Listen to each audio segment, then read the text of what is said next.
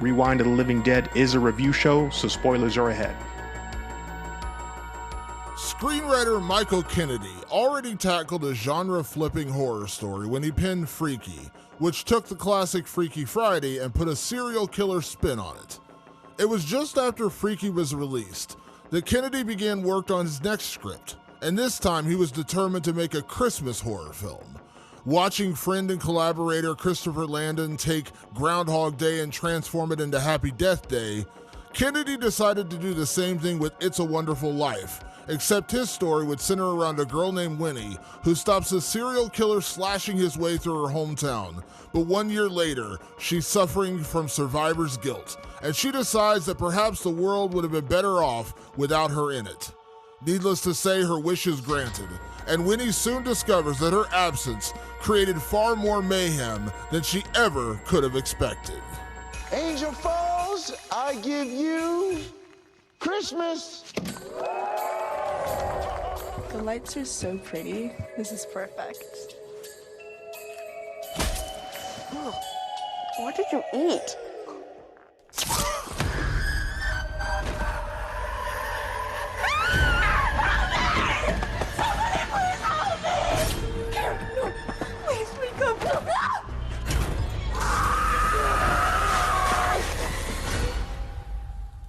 Waters? Last Christmas still haunts me. Time to let that go. No one cares. Everyone would be better off if I was never born. Did you see that? Did the power go out? Oh my God. I stood under the aurora and said everyone would be better off if I never existed. Well, wish granted. The angel strikes every couple of weeks. How can that be? Do I know you? It's Winnie, you know that. Okay. This her?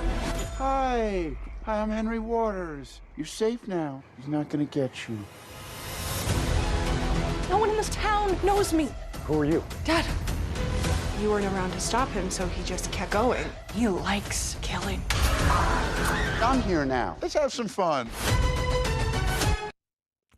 In the latest episode of Rewind of the Living Dead, we're going to light up the Christmas tree and hope that a bell rings as we review the 2023 film, It's a Wonderful Knife.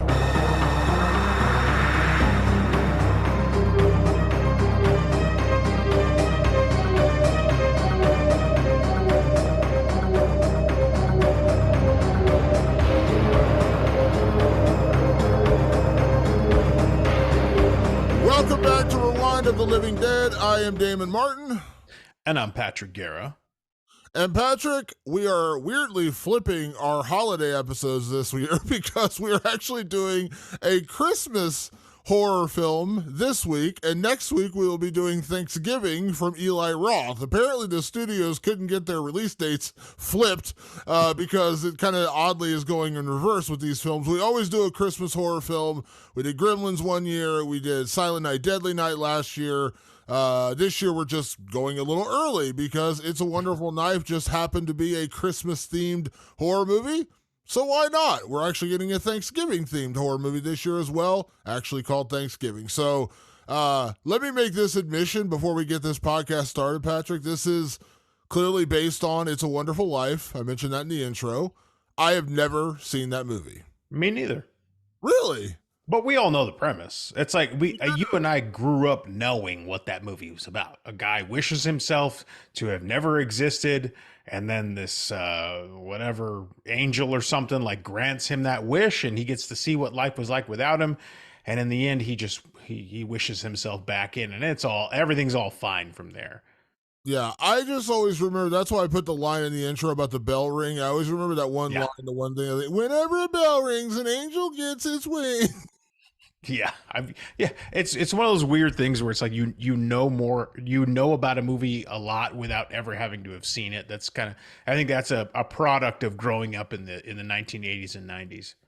Yeah, so I know It's a Wonderful Life, but I've never seen it. So I know the concept, but I sat down watching this movie and I was like, hey, I've actually never seen that movie before.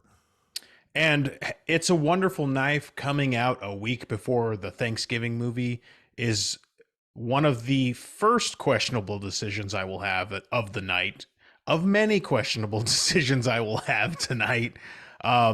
Yeah, Damon, I looked up very little of this movie. I think I only saw one trailer while I was sitting in a theater somewhere, and I saw that Justin Long was in it, and he had the big capped teeth on, and he was kind of playing a role. People like seeing Justin Long in their horror movies. I think that gets people excited right away. So I was like, yeah, I'll probably check that out. I love the actual the design of the killer, of the slasher. That's sort of this weird clear mask, and then wearing this sort of almost like angelic robe or whatever. Like, you know what it sort of reminded me of was the remember the weird alien creatures in the Abyss? Yeah, yeah. James Cameron's The Abyss. Like, something about it was just that. It was like sort of smooth and like, you know, iridescent. And I was like, that sort of looks like the creatures from the Abyss. I know they weren't going for that. Like, it's clear they weren't, but it was just something, it invoked that like look a little bit. But I was like, hey, it's a slasher. It's about Christmas. What could go wrong, Damon? Before we talk about what went right, or in this case, what went wrong, let me first talk about the horror industry, more particularly these films that have taken a concept or a story from another genre and then flipped it into a horror film. Because I've spoken several times on this show. We've never done the review, and at some point we will do it, I'm sure. Happy Death Day, which I absolutely adore that movie. It's funny. It's just a really, really cool, inventive horror film and a nice flip of Freaky Friday. Now, I think I said when we did our Totally Killer episode that Happy Death Day 2U is where the concept fell apart, because then they started trying to explain it. As you know, it's based on Groundhog Day, which we all know, the great Bill Murray movie where he just keeps waking up every day. Hey, it's Groundhog Day. Wake. Or was it, how's he wake up every morning with that, with the Sonny and Cher song? And, oh yeah, that's right. Yeah, so it's basically that in a horror movie, with, you know, just a repetitive day over and over. We never know why it happens. We just know it happens. In the second one, they try to explain why it happens. The whole thing falls apart. But the concept of the first was great. Same thing with Freaky, which was Michael Kennedy's other major movie here. He did Freaky, wrote Freaky, which Christopher Landon actually directed, with Vince Vaughn and Catherine Newton, who of course went on to star in the Ant-Man movie, and she's in Lisa Frankenstein, the new movie from Diablo Cody coming out next year. That took the Freaky Friday concept and put it into a horror film. And again, that was a really fun movie. I enjoyed that one a lot.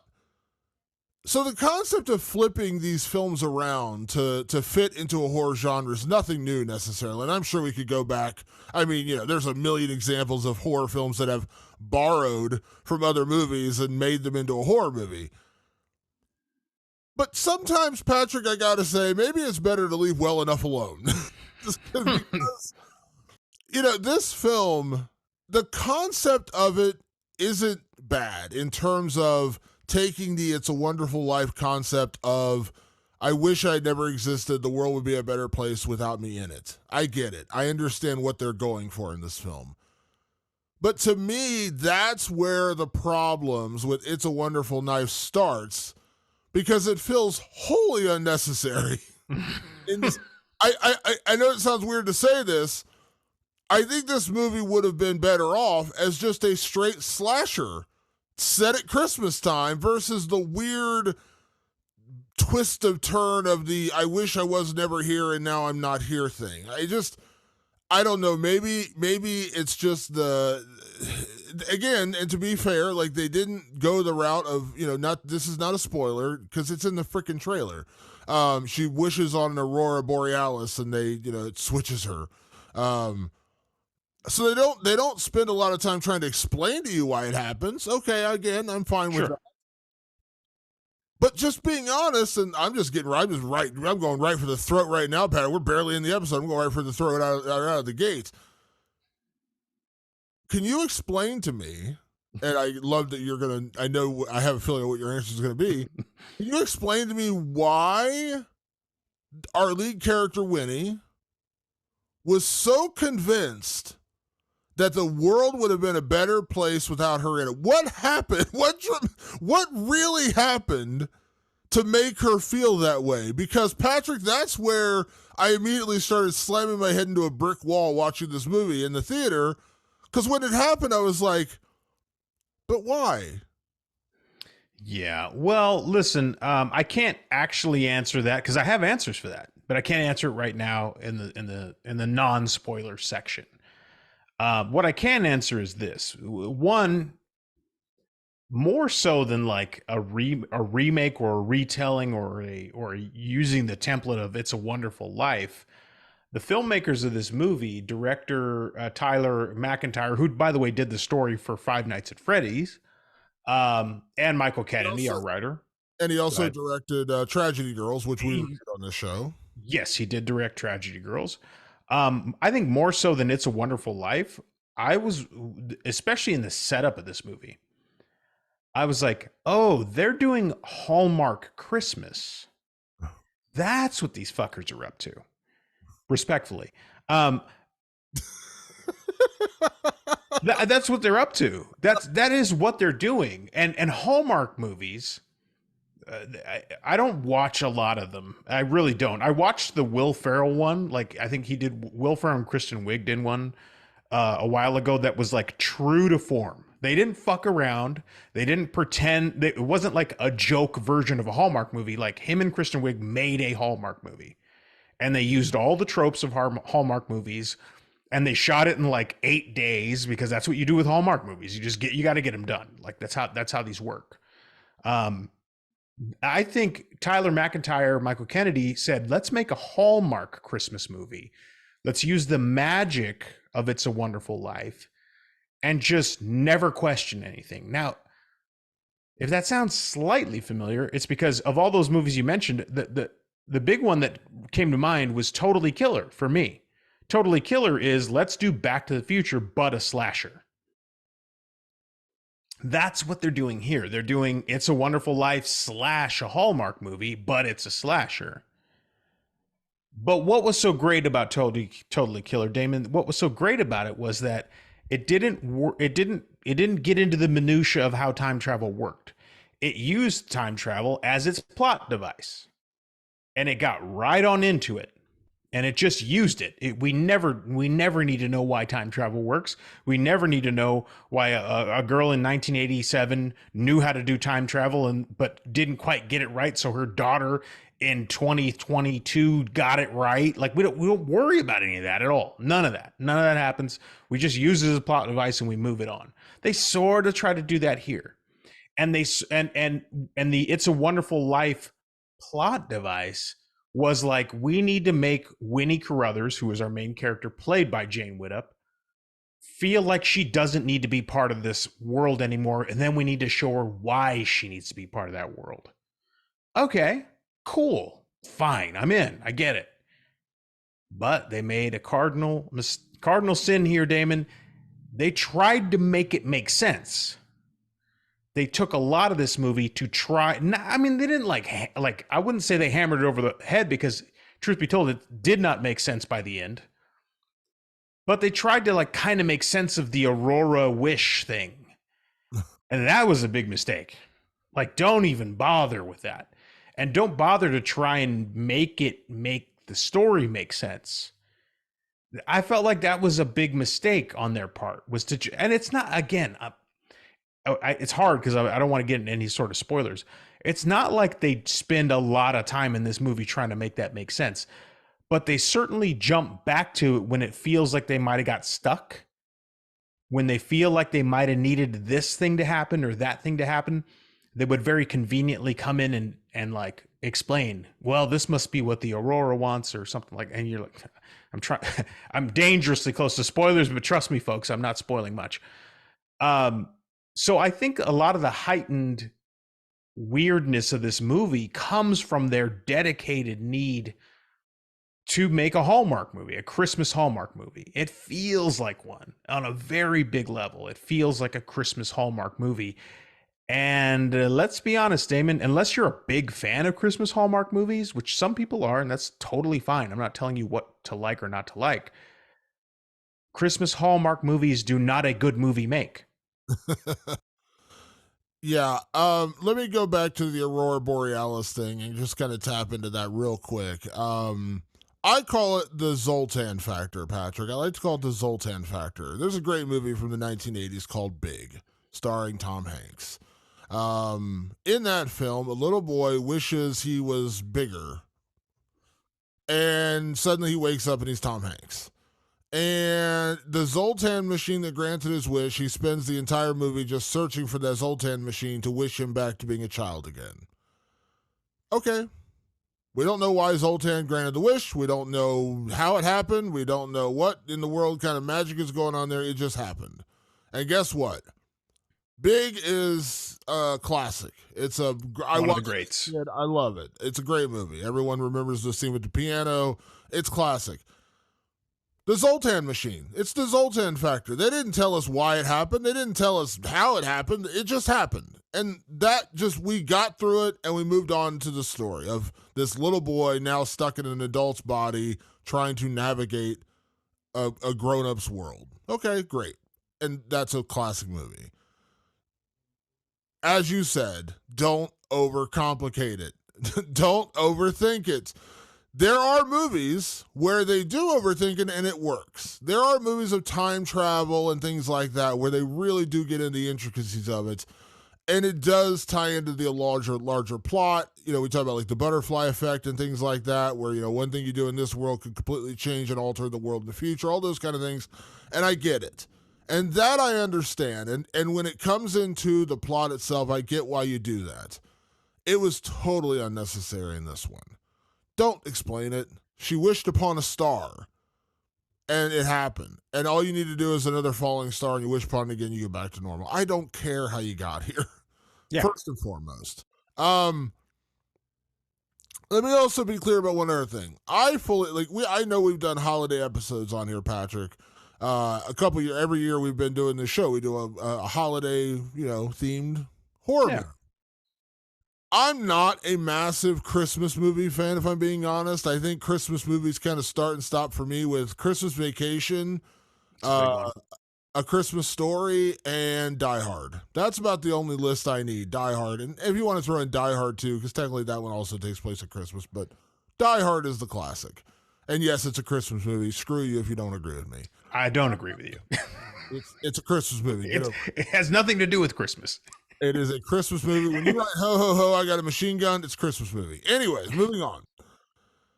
That's about as far as I need to go on Christmas movies. I'm not a massive Christmas movie fan. Now, that being said, I do enjoy Silent Night, Deadly Night. I do enjoy Gremlins. I do enjoy The Krampus and some other Christmas-themed horror movies. I'm very much looking forward to Terrifier 3, which is going to be a Christmas movie. Yes. So right away, I'm kind of like, I'm already kind of a little bit sitting on the fence with a Christmas-themed horror movie. But if you do it right, I'm all for it. Because again, just like with Freaky and with Happy Death Day, if you can take the concept, twirl it around and make it into a horror film, and it's good, I'm in. I don't really care how you do it. This film, as I said before, it just feels like you needed to shoehorn in a way to make this seem like It's a Wonderful Life, and it didn't seem necessary. And I think what makes me angriest about this film, Patrick, and I know I'm spinning off into a slightly different direction, because when we get into spoilers, I'll get into more detail about my overall issues with the story.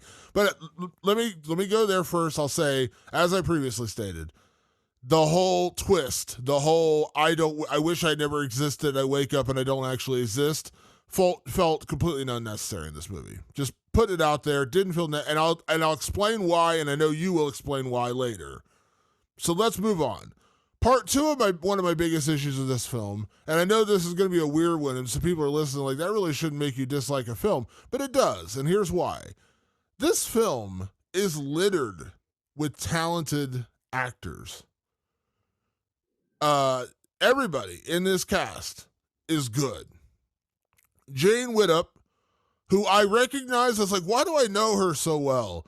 She was in Yellow Jackets, which is an incredible TV show. Joel McHale, great actor, great comedic actor, particularly. I loved him in Ted. He's been in a lot of stuff. Justin Long, of course, we've raved about Justin Long on this show many, many times. He's incredible. And immediately when you get Justin Long in your horror film, you are already, a step ahead of the game. Or so you think. Yeah, or so you think. Jess McLeod, who is an actor that I recognized, but then I had to wait till after I went home and did the old IMDb page search to figure out where I knew them.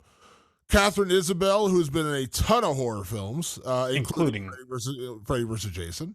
Mm-hmm. And the great William B. Davis, who you may know as Cigarette Smoking Man from The X-Files. So this cast is littered with like really good talent. And when you take, and what do we always say on this show, Patrick? When you have a movie and you can elevate it with really talented actors, you're already a step ahead of the game, right?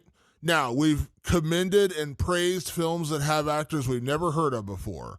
Happens all the time. We did a review not that long ago for Hell House LLC, which was a found footage movie with nobody you ever heard of before, and it was very well acted.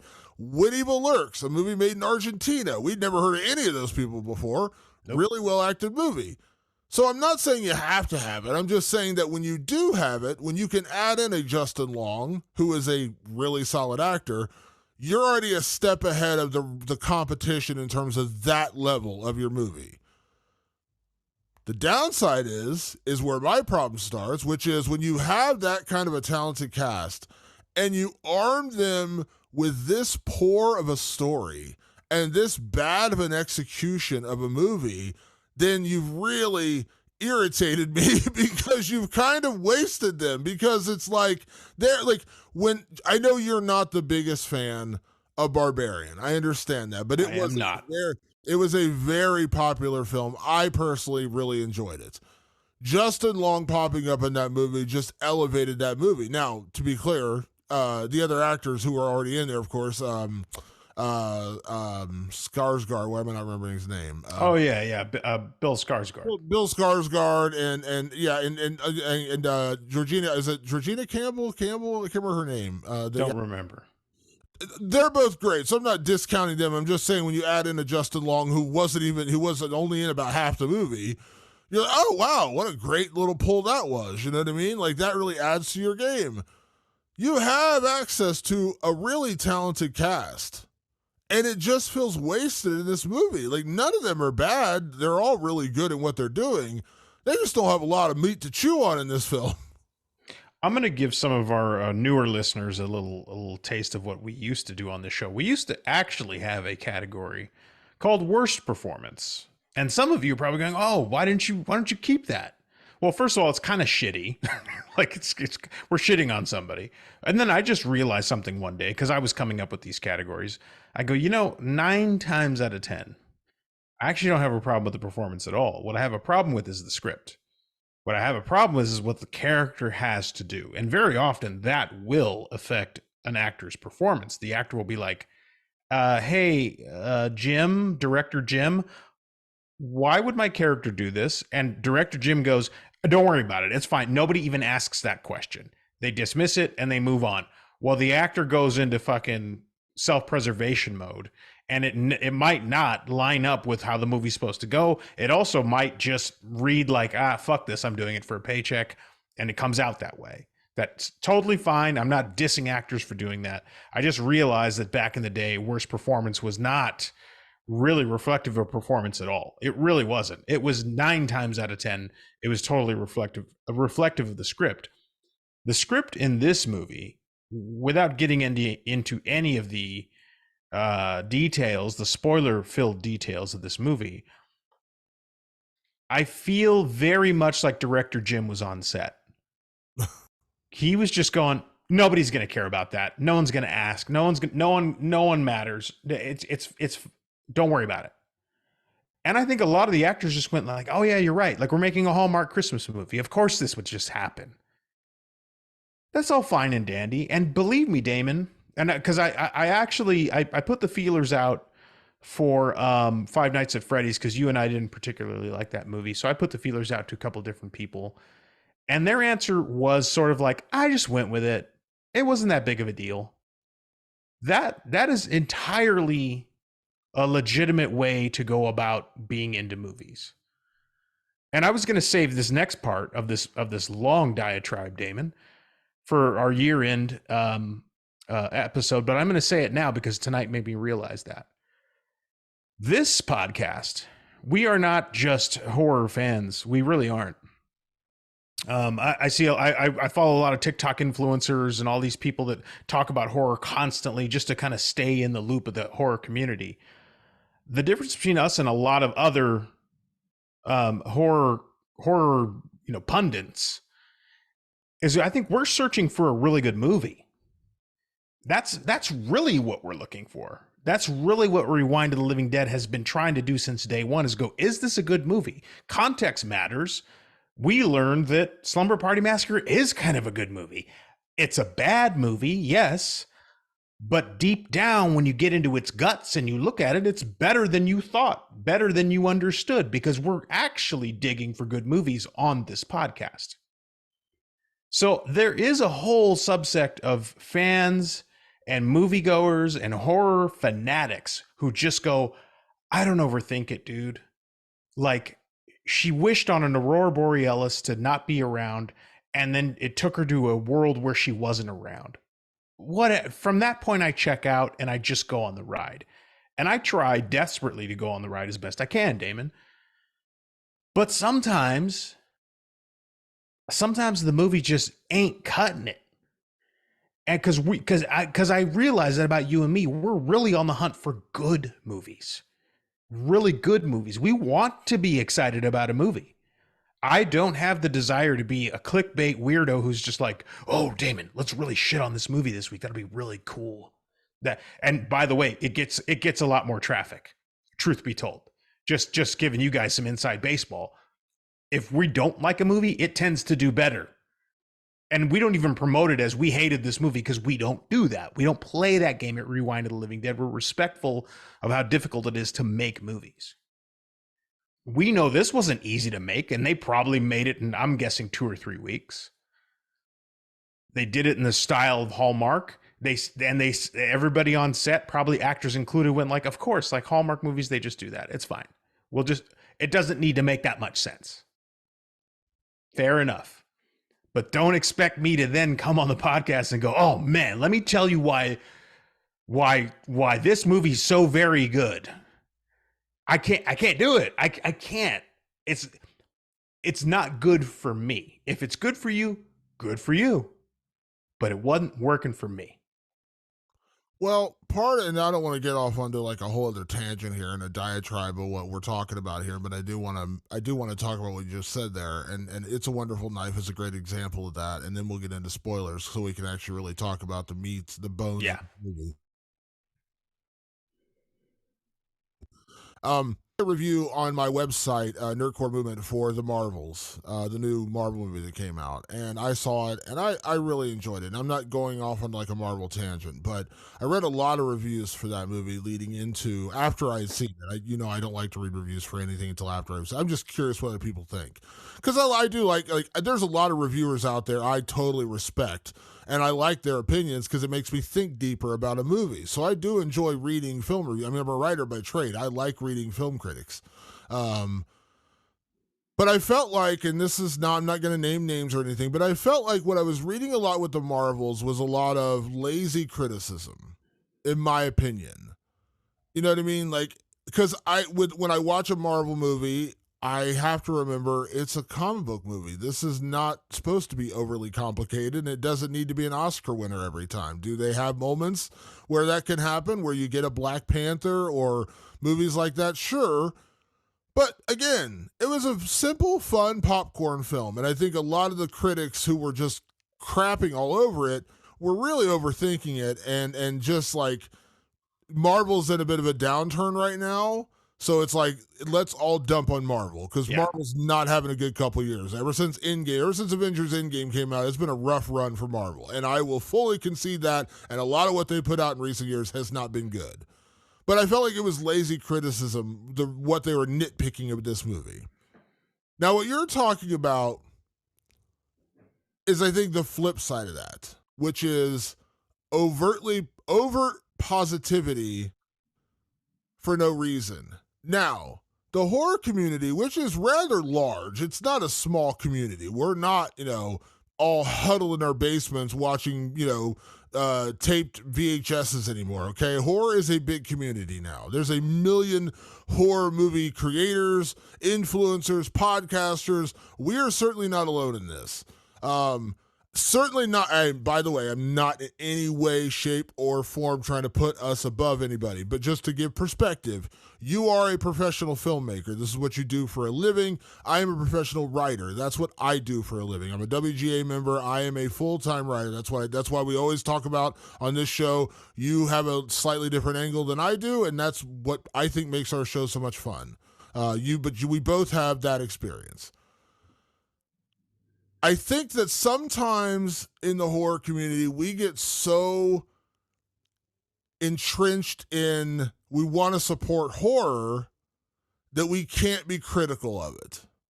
And that's a problem. Mm-hmm. And I think that's where we've reviewed films like The Outwaters, which was a found footage movie that you and I really, really, really didn't like. Now, to be fair, every time we do not like a movie, I always tell people that doesn't mean you shouldn't go see it. Certainly doesn't mean you shouldn't support it. Go see it, support it, and make your own conclusions. This is our opinion. Yeah, we don't play those games. We don't troll. So, with It's a Wonderful Night, going full circle back into this, I feel like sometimes movies like this is a fun kind of goofy slasher comedy, horror comedy. The immediate reaction is, oh, it's goofy, it's fun, who cares? It was a fun night at the theater, I enjoyed it. And you are certainly entitled to that opinion. But I do feel like sometimes in the horror community, we fall back on we have to show support, and we can't be critical. And the problem is if we're not critical, we're just lying to ourselves a lot of the time. Now, again, I'm not saying there aren't people out there that enjoyed this film. If you really enjoyed this film, I'm all for it. But I feel like sometimes there's a little bit of disingenuous nature to supporting the horror community and not being honest with ourselves. And that is what I think, in a way, separates us, Patrick, because I'll never be dishonest with our audience. I'm not going to sit here and lie to you and say that It's a Wonderful Knife took It's a Wonderful Life and it's a brilliant concept and it was funny and it was snarky and it was brutal and it was a great, great time at the movies. And then you go see it and you're like, what in the hell was he talking about? I would be doing a disservice to people listening to this show right now by just pontificating about the brilliance of this movie when I didn't particularly enjoy it. It was not a fun time at the movies for me. When it was over, I was like, wow, that was a movie. And I got up and left. And it was just, and then immediately I texted you afterwards. We started texting about it. And I was like, yeah, I feel like we had the similar thoughts of this movie. But I'm just being clear, like, I'm not shitting on a movie for the sake of shitting on a movie. I'm just being honest with you. If I don't like something, I'm going to tell you. There are plenty of episodes where you and I disagree, where I like something you don't, or flip five. We'll go listen to the Men episode. You really liked Men. I did not. Go listen to Barbarian, where you and 100 million other people loved it, and I went, you're all wrong. Yeah, so I mean, there's examples of that where we disagree. Now, do we agree a lot of the time? Sure, we do. But I just want to put that out there because I do feel like we do get locked into this this overly supportive nature of the horror community. And I love the horror community. Let me be clear about that. I do. But I feel like we have to be honest with ourselves and we have to be critical at times. And this is a time where I'm being critical of a film that had a lot of the good pieces in place. Great cast. I'm not even saying that Michael Kennedy is a bad writer. Freaky was great. I really enjoyed Freaky. But you're not going to hit the nail on the head every single time. I mean, there are Scorsese movies that aren't as good as other Scorsese movies. There are Wes Craven movies. I'm a Wes Craven fanatic. There are Wes Craven movies that aren't particularly as good as other Wes Craven movies. I'm honest enough to admit that. And this is an instance where they took a shot, and in my opinion, it missed the target by about 18 yards. Yeah, and you're spot on. I know a couple of other horror creators. I won't name them. We had these exact discussions about having to feel the pressure to be positive, only positive, and they rolled their eyes and were like, I have to do that because it's expected of me. And they are sponsored by, like horror sponsors, like actual, like I don't need to say it, but I'm just saying like very important publications in horror sponsor their content, and so they have to be positive, and that's exhausting.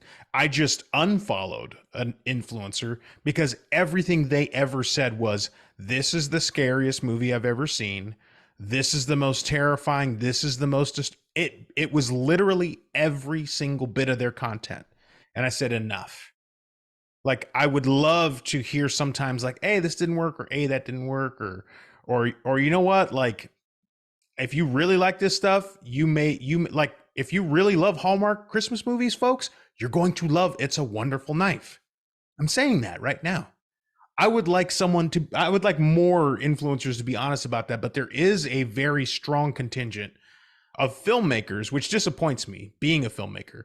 There's a strong contingent of filmmakers that insist you not say anything negative about films because they go, it's just too hard to make them, so we don't want to hear anything bad about them. I can't align with that. If I put something out into the world, it's out there, let the criticism flow. I've done my part by presenting it to you. We don't need to do anything else. Now, I do agree with, don't be a fucking shit poster. There's plenty of those people. They go out and the whole point is every headline is supposed to be negative. Every headline is supposed to trash. You talk about the Marvels, like, people are ready to pre-frame and go, this is going to get me lots of clicks and lots of likes and lots of attention if I just say something shitty. I don't play that game either. I'm just going to be honest with you. That's all. I just want you to honestly believe in that what I'm telling you is how I actually feel about it, and not that somebody is paying us to say we think it's good. Exactly. And listen, we could do a show where we only review films we like, and that's possible, but we would skip movies that people are interested in. You know, like, this is a new horror film in theaters. Well, that's why we review it. You know what I mean? Like, we're going to review Thanksgiving next week. I can't tell you if it's going to be good or bad, but it's a horror film, and it's going to be a pretty notable horror film in theaters. And I can tell you this, Damon, and you and I know you agree with me on this. We're excited to see what Thanksgiving is going to be. We were excited to see what It's a Wonderful Knife was going to be. We don't come in with a negative attitude ever. I don't ever go, I can't wait to hate this movie. That is never, ever me. I can't wait to love every movie. And then some of them, it turns out I don't love them. Yeah, exactly. So just, again, I want to be clear about that because, again, there's two sides to every story when it comes to this kind of review. You get the people who are just overly positive because they feel like they have to be. And then you do get the people, as you said, who are shit posters, who are just talking crap on a movie because it gets clicks.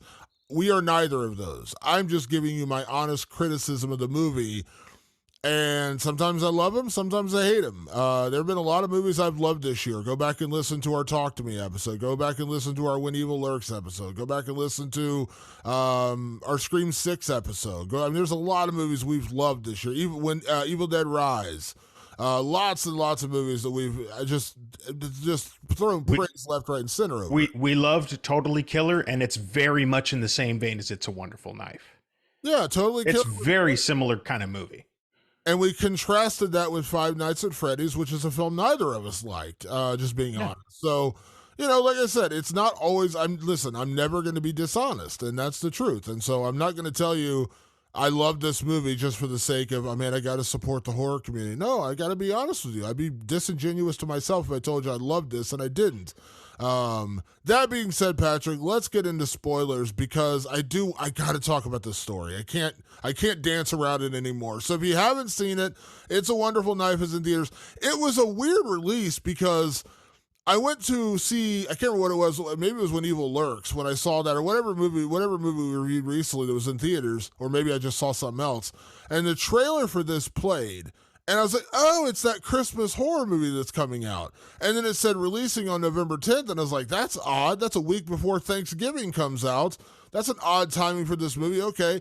And then when I started looking for screenings this week, usually I like to go see everything on Thursday nights because it's the first night it's open and I can go see it. Now, this week I'd already planned on going to see the Marvels on Thursday night, so I knew I'd have to go to a Friday screening.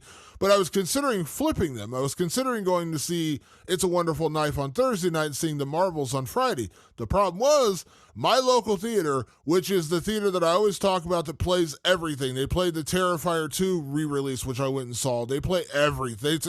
That's how I saw When Evil Lurks. They played that in theaters. They are like a super cool indie theater that plays everything. They didn't have a Thursday screening for this movie. And then on Friday, when I went there today, there was me and one other dude in the theater who was on FaceTime with, I think, his girlfriend the entire movie. I was like, what is going on over here?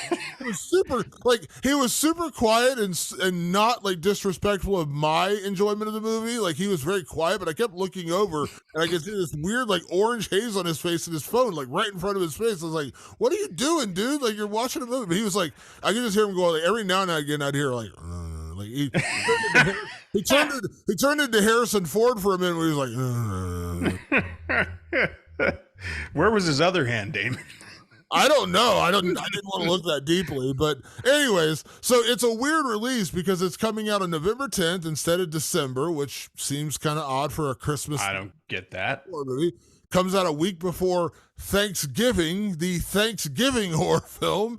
And to me, I don't even think it got like a wide release because they didn't have Thursday night showings. I was in with one other guy as well. He left about 45 minutes into the movie. And I was like, he was like holding his popcorn very intently as he walked out. I was like, maybe he's getting a refill. He never came back. And then I looked around and I was like, I am the only person in here. And then I turned my phone up all the way bright so I could take my notes. Yeah, it was my theater. They have like all the different size theaters. This was one of the 4-row theaters. Like there was not many seats in there. Yeah, it was one of the smaller, which is fine. I figured it's probably going to do most of its business on streaming. Yeah, and it's a Shudder film. They produced it, so hey Shudder. Hi Shudder. Yeah, so they produced it. All right. With that being said, Patrick, let's get into spoilers because I can't dance around this story anymore. So again, if you haven't seen It's a Wonderful Knife, it's in theaters right now. I don't know how wide of a release it's getting, so you may have to search for it a little bit because I know I did. Again, I don't know if that's everybody, but it seems that kind of way. So again, there it is. It's out there.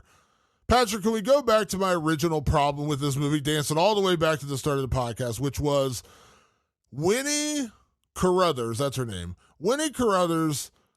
The start of the film is basically we're in this real small little town where this guy named Henry Waters, played by Justin Long, is very much the Biff Tannen of this town, of the futuristic Back to the Future. He's the guy who wants to run the town, everything. He wants to own everything. He wants to be the guy of this town. He wants to run this town. And he's very close to being able to do that. He's like one house away from being able to launch his new big property development. There's one owner who will not sell. Winnie's father is like Waters' right-hand man. He's kind of has to be a little bit of a weasel to this super powerful magnate. And so Waters and Carruthers, the dad, they go to visit the last guy standing who will not sell them his house. And it's played by CSM, cigarette smoking man, William B. Davis. And because when I saw him, I was like, hey, cigarette smoking man. He will not sell. He refuses to sell. And everyone in town likes Mr. Carruthers. Everyone hates Mr. Waters. Like Henry Waters is an asshat. Everyone actually likes his right-hand man. He refuses to sell. Well, lo and behold, they leave. An hour later, the angel killer, which the angel is the angel they put on top of the town Christmas tree. It's just a white angel with a white face, and this is like that form come to life, attacks him, slits his throat, and then goes after his granddaughter, who we would presume would inherit his estate, to make sure that it would become his. So he kills her as well, and her boyfriend for that matter, and then he turns to go after her best friend, which is our Winnie. And Winnie gets away from him. Her brother helps stop him. And then eventually, as the angel killer is going after her brother, she uses a pair of jumper cables attached to a battery and basically electrocutes the angel killer. She unmasks him. It's Henry Waters. It's the town savior, the town lunatic, whatever you want to call him, the town, megalomaniac. She kills him. and stops the reign of terror in one night. And then we fast forward to a year later. Everyone's just moved on. Her dad is now in charge of the real estate company. Her brother's now working for her dad. Everyone's just moved on and acted like it didn't happen. Meanwhile, she's still dealing with the death of her best friend, which was the cigarette smoking man's granddaughter. She's still mourning her, and like, I couldn't save her. And everyone has just moved on. They don't even talk about it anymore. And when he's like, this is bullshit, like, you guys are just moving on, like, not even confronting the tragedy that happened in our town. So later that night, she stands under the Aurora Borealis and says, I think this world would have been better off if I just wasn't here. And my initial reaction to that, Patrick, was, why the fuck did that matter? Because nothing that happened then or a year later had anything to do. She interceded to stop a serial killer. How in the hell did that have anything to do with her saying, I wish I had never been born? Because it didn't connect in my head, Patrick. I also don't understand. And I know that they kind of escalated it a little bit the 1 year later, because in the 1 year later, her family is like gung-ho, top real estate family in town. They're making tons of money. They're all super happy. The brother gets a brand new, like, $100,000 truck for Christmas, and she got a pink jumper suit, you know, from like 2000, like a way out of date jumper suit. And she ain't. It looked like a Juicy Couture. Remember Juicy Couture? 100% a Juicy Couture. And, you know, she doesn't really, Winnie doesn't come across as like a bubbly Juicy Couture kind of gal. So like, the biggest problem that day seemed to be that her family just doesn't give a shit about how sad she is about what happened, which is weird, and it doesn't make sense. But you are like, oh, okay, well, it's a Hallmark movie, so this is what we're doing. We're just saying that the family has totally moved on. They don't even seem to understand or let it resonate that she is indeed very traumatized by this time of year.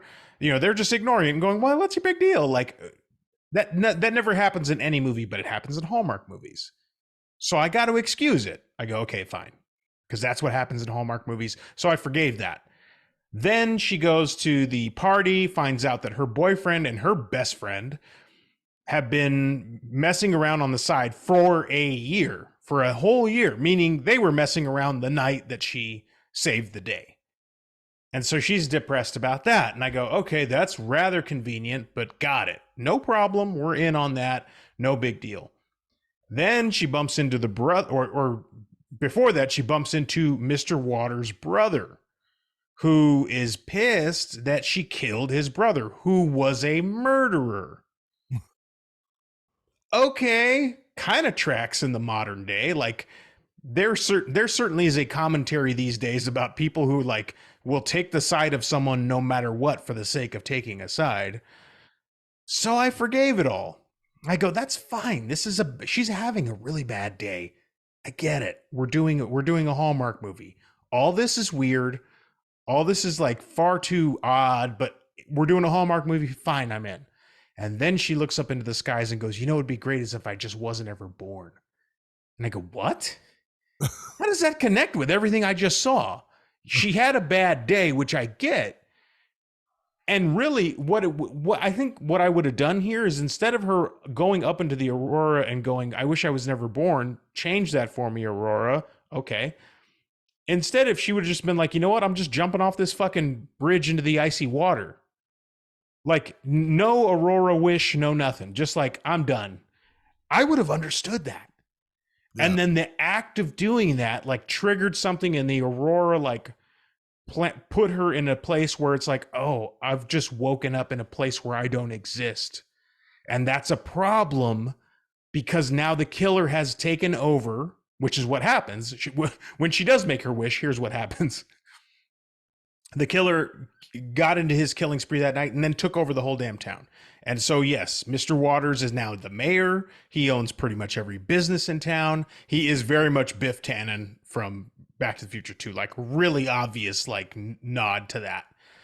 And now she's got to stop him, you know, like, now that's the job. But the way in, Damon, you're right, was like super, super weird. And I was like, That part just doesn't make sense because you saved the fucking day. Yeah. And in the new version of the world, your brother is totally dead, and your mom is like a complete drunk now because she's mourning the loss of her. Your wish made the world way worse, like way worse. Yeah, and as you said, like, again, not to rewrite the whole movie, but yeah, like if she had just, decided to take her own life, there's like, it's a little bit of Christmas Carol mixed in here. And I don't know why I thought of this episode. There's a great episode of the old show Married with Children where Al Bundy wishes he had never been born, and Sam Kinison shows up as his angel.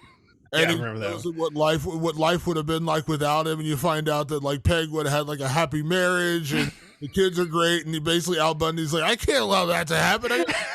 These people can't be fucking happy. It's an iconic classic episode, and Sam Kinison, rest in peace, a phenomenal comedian. But that rang in my head, like he's just like, I wish I'd never been born, and it was hilarious. But. And then the joke is like his family would have been happy and well-adjusted and normal. And he's like, I don't know how that's happened. That's the comedy of it.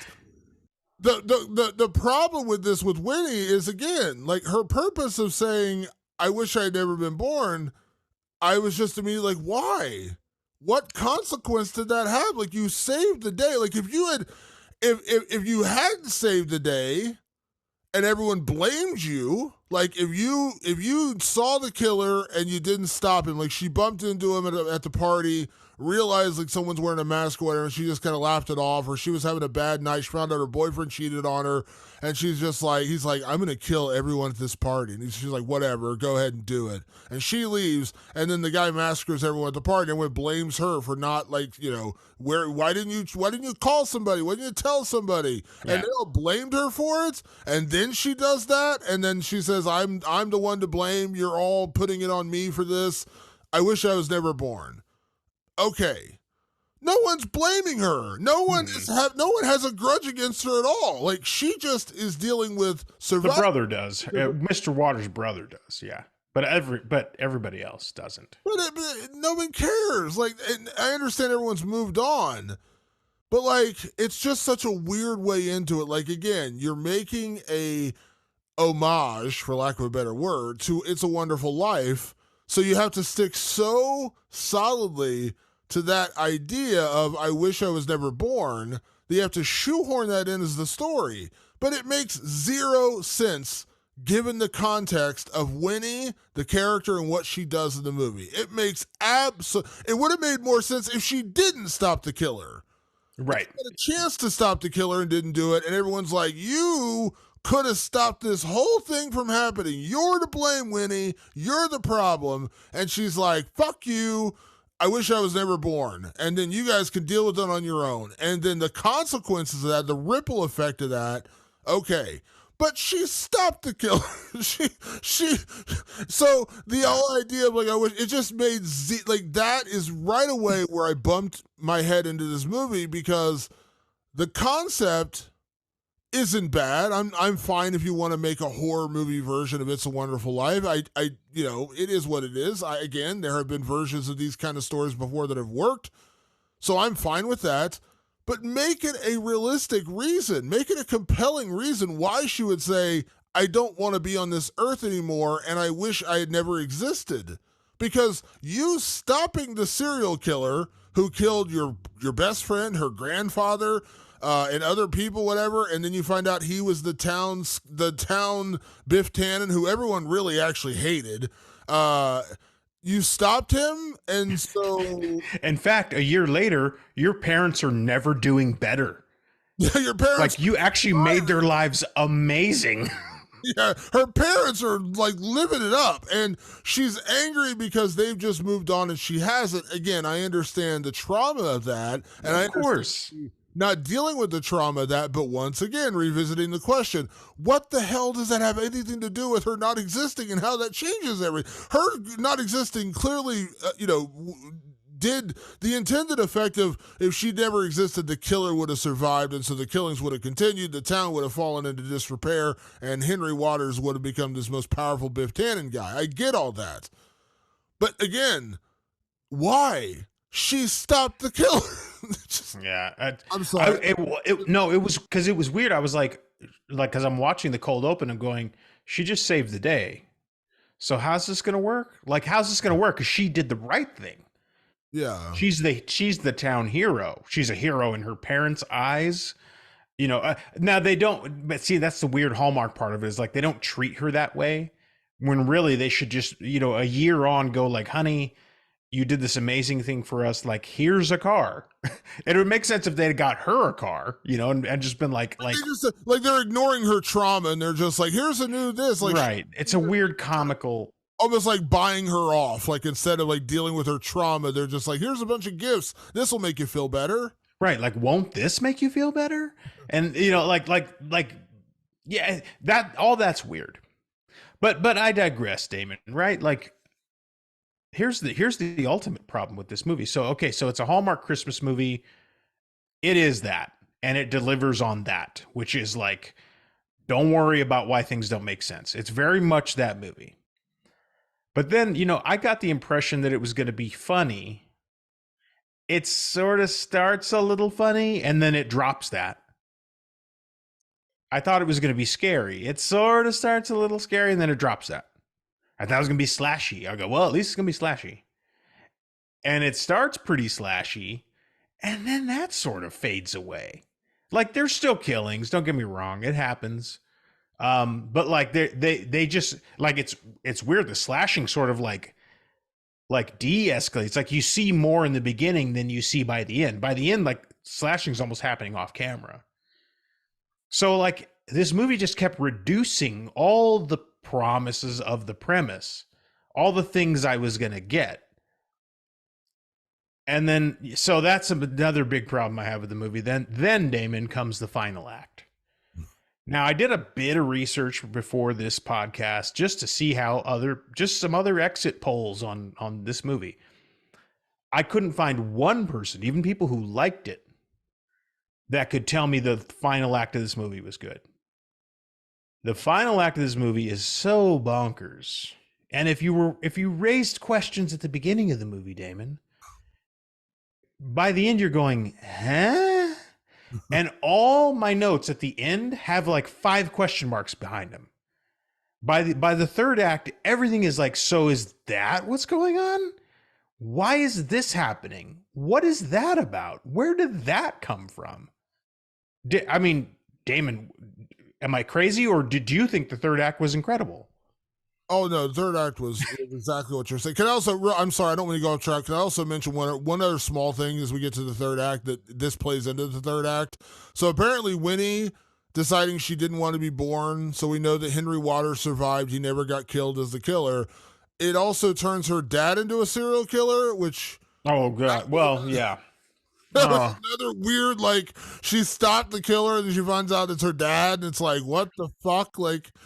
It's just I'm sorry. That's just one thing I had to mention. Like that was another. No, let's expand on that for a minute. And there's a good reason, because this was another thing I bumped up against with the movie. Is that when that reveal happens, they don't like they solve it by talking about it out of they completely just guess out of the thin air. Why their dad is a killer. That's how they solve that part. They go, this will suffice for the audience members. We'll just go members. You know why my dad was the killer? Because when my brother died, clearly Waters had a total control over him, so that's why he killed with him. Let's move on.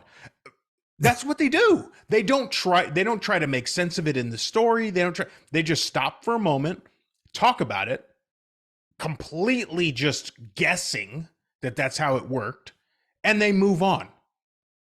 Kind of a big deal that her dad's a killer, kind of a big part of the movie, kind of a big reveal that they just literally explain away. Like, and they do it a few times in the movie where they just explain something away. They never show it. They never show how it worked. They never show its machinations, or they don't like weave it into the storytelling sensibilities of the movie at all. They just go, why don't we take this moment to just explain what happened and then move on to the next thing? I think maybe that's a Hallmark movie thing. I don't know. And they never actually figure it out. That's the problem. Like they're just like, it must be because Mr. Waters has such control over him now. He was so traumatized and downtrodden about his. Okay, so his son died by the hands of Mr. Waters. So Mr. Waters is just going to manipulate him into becoming a killer for him, even though he killed his son. That mate. Right. And see, like, someone could fire back at us and go, no, you don't understand. That was this Hallmark Christmas movie called Christmas Come Home. It came out in January of blah, blah, blah. Like, you know what I mean? Like someone has a counter for that. That is a terrible counter, but they're going to be like, no, that's how Hallmark movies work. And they'll forgive it for that. It's an unforgivable thing to just go, yeah, that makes sense. Like he knows that Mr. Waters killed his son, so now he's his attack dog. Huh? Like on what planet wouldn't I just drive a knife right through Mr. Waters' forehead if I found out that he killed my son?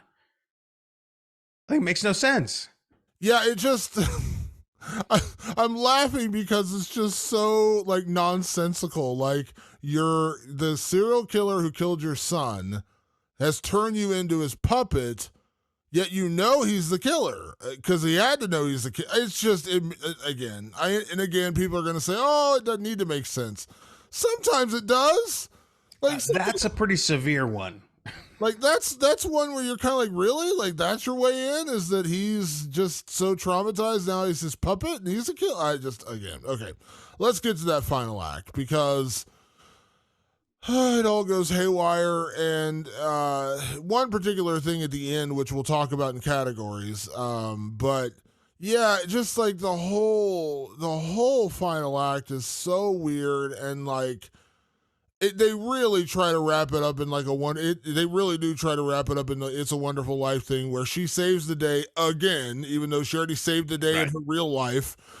She saves the day again, and then she transforms and gets back into her life as Winnie Carruthers, and she's reunited with her family. And basically, so here's the funny part. Basically, she's right back into her life again where she was before. Like, nothing's changed. She wakes up in the same Juicy Couture outfit that she complained about when she did this. She just has a new perspective because she found out that her dad turned into a serial killer, and if she hadn't, it just, oh God, my head hurts, Patrick. Like, you stopped the serial killer, so if you weren't born, you didn't stop the serial killer, so you really basically ruined everything by doing, I'm sorry, my brain hurts right now. By the way, just to back up just a hair here, so they just stand in a room and guess that that's why their dad's a killer.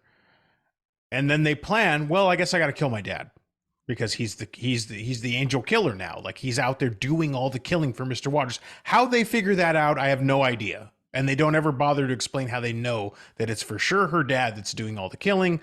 So what do we got to do? We got to lure him into the theater and we got to kill him. So they kill him.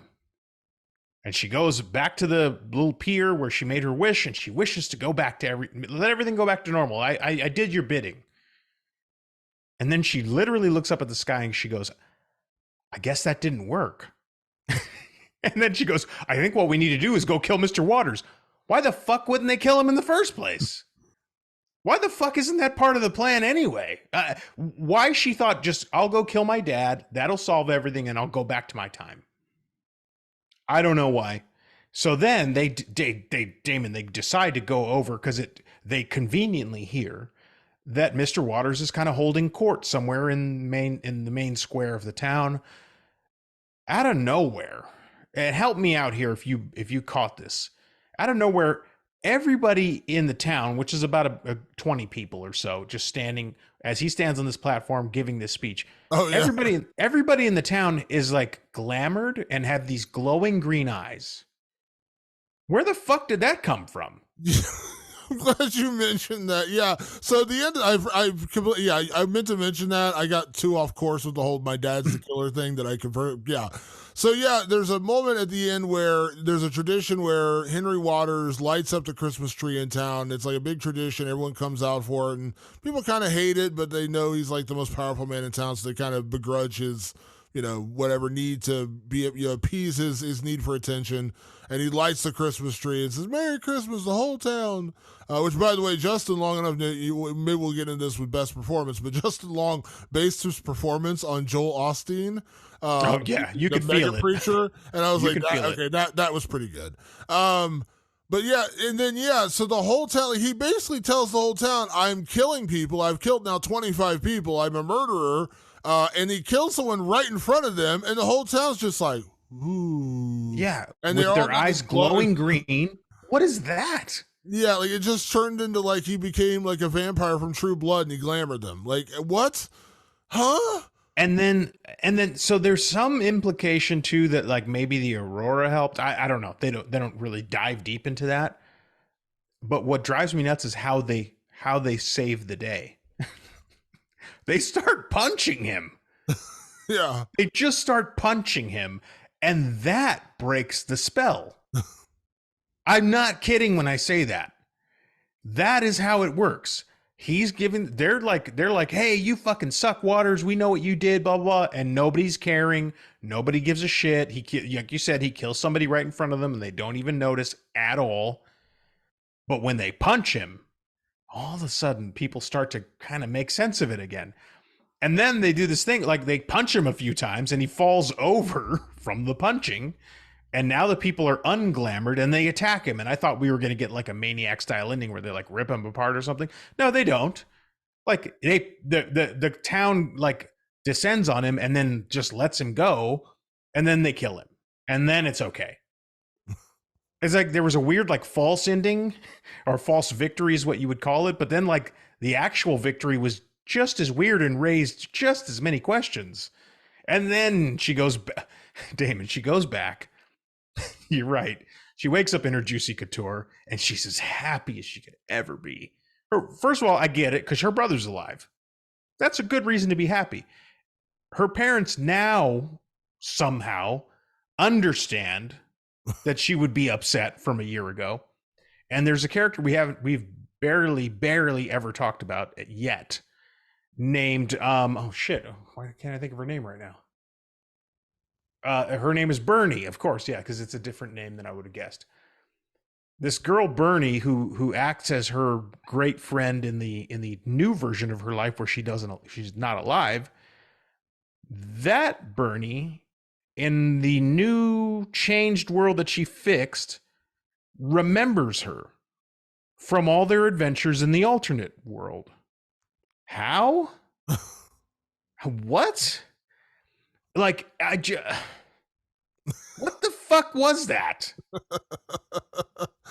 It just, like, I know, like, again, this isn't a time travel movie, but I can compare it to time travel movies. And going back to the Future, when Marty McFly lands in 1966 or 67, whatever it is, he lands back in time and he accidentally interferes with his parents meeting each other to what should have transformed into them falling in love and giving. So he has to fix it. That's the entire premise of Back to the Future. He goes back in time, accidentally fucks up his parents getting together, and he has to work the entire film to make sure they get together. If they don't get together, he's never born. Like he's basically like, it's like an Inception thing. If I don't get them together, I'm never going to be born.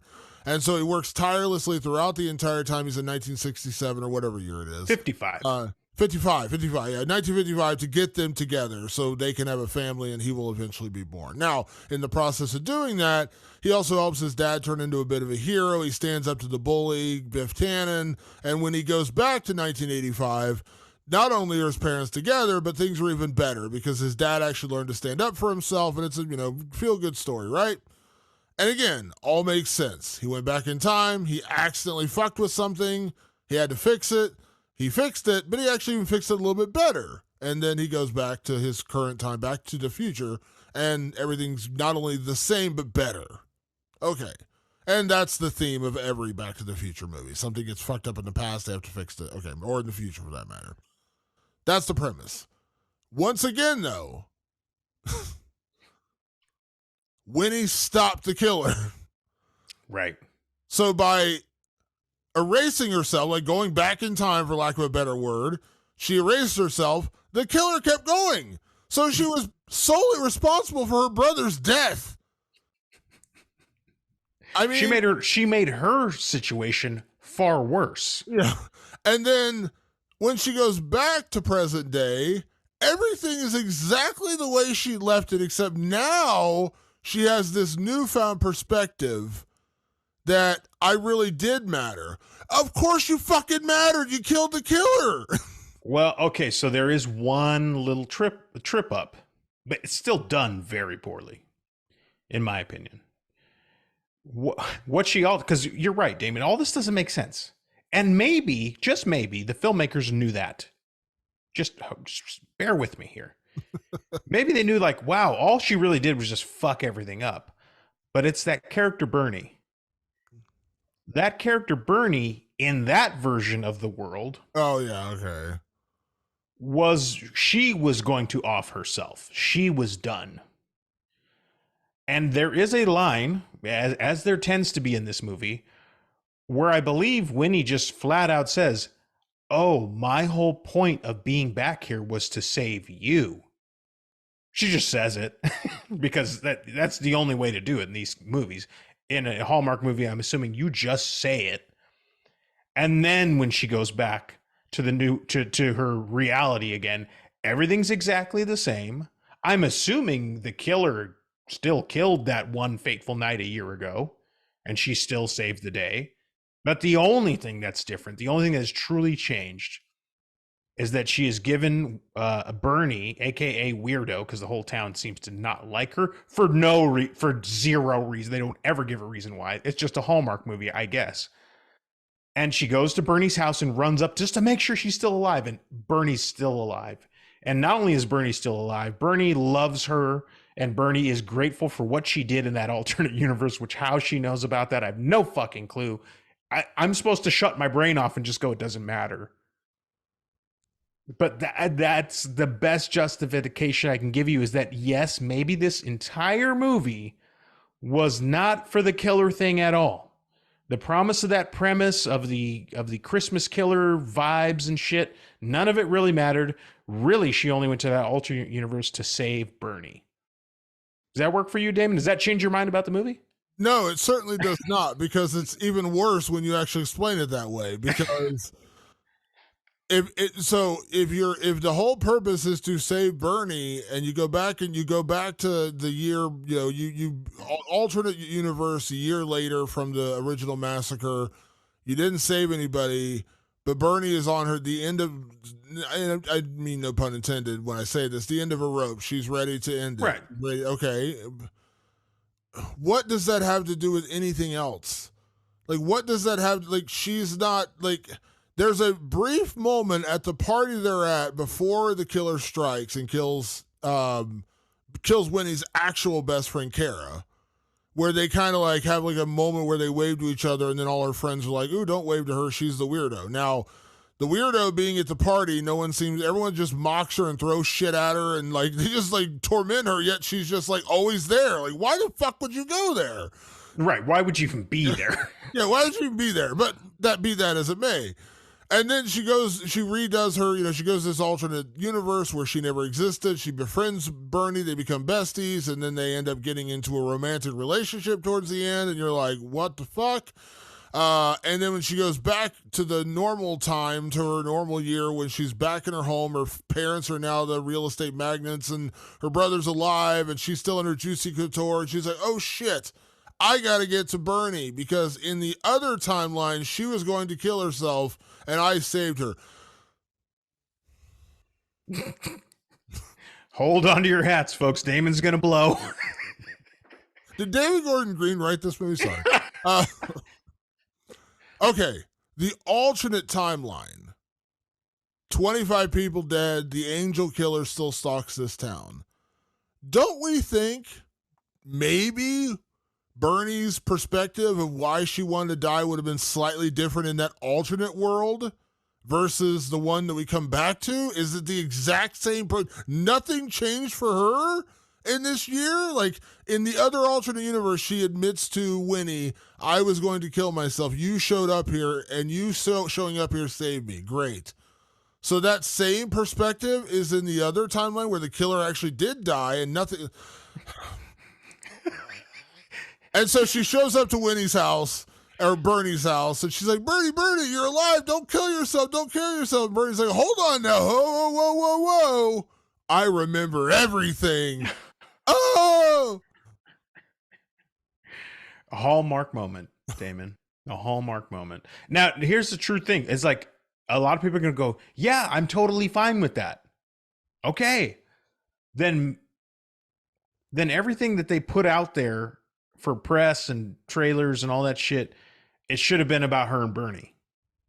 It should have been about her and Bernie because that would have been the promise of the premise. The promise of the premise for me, off of the one trailer I saw, was Christmas slasher movie.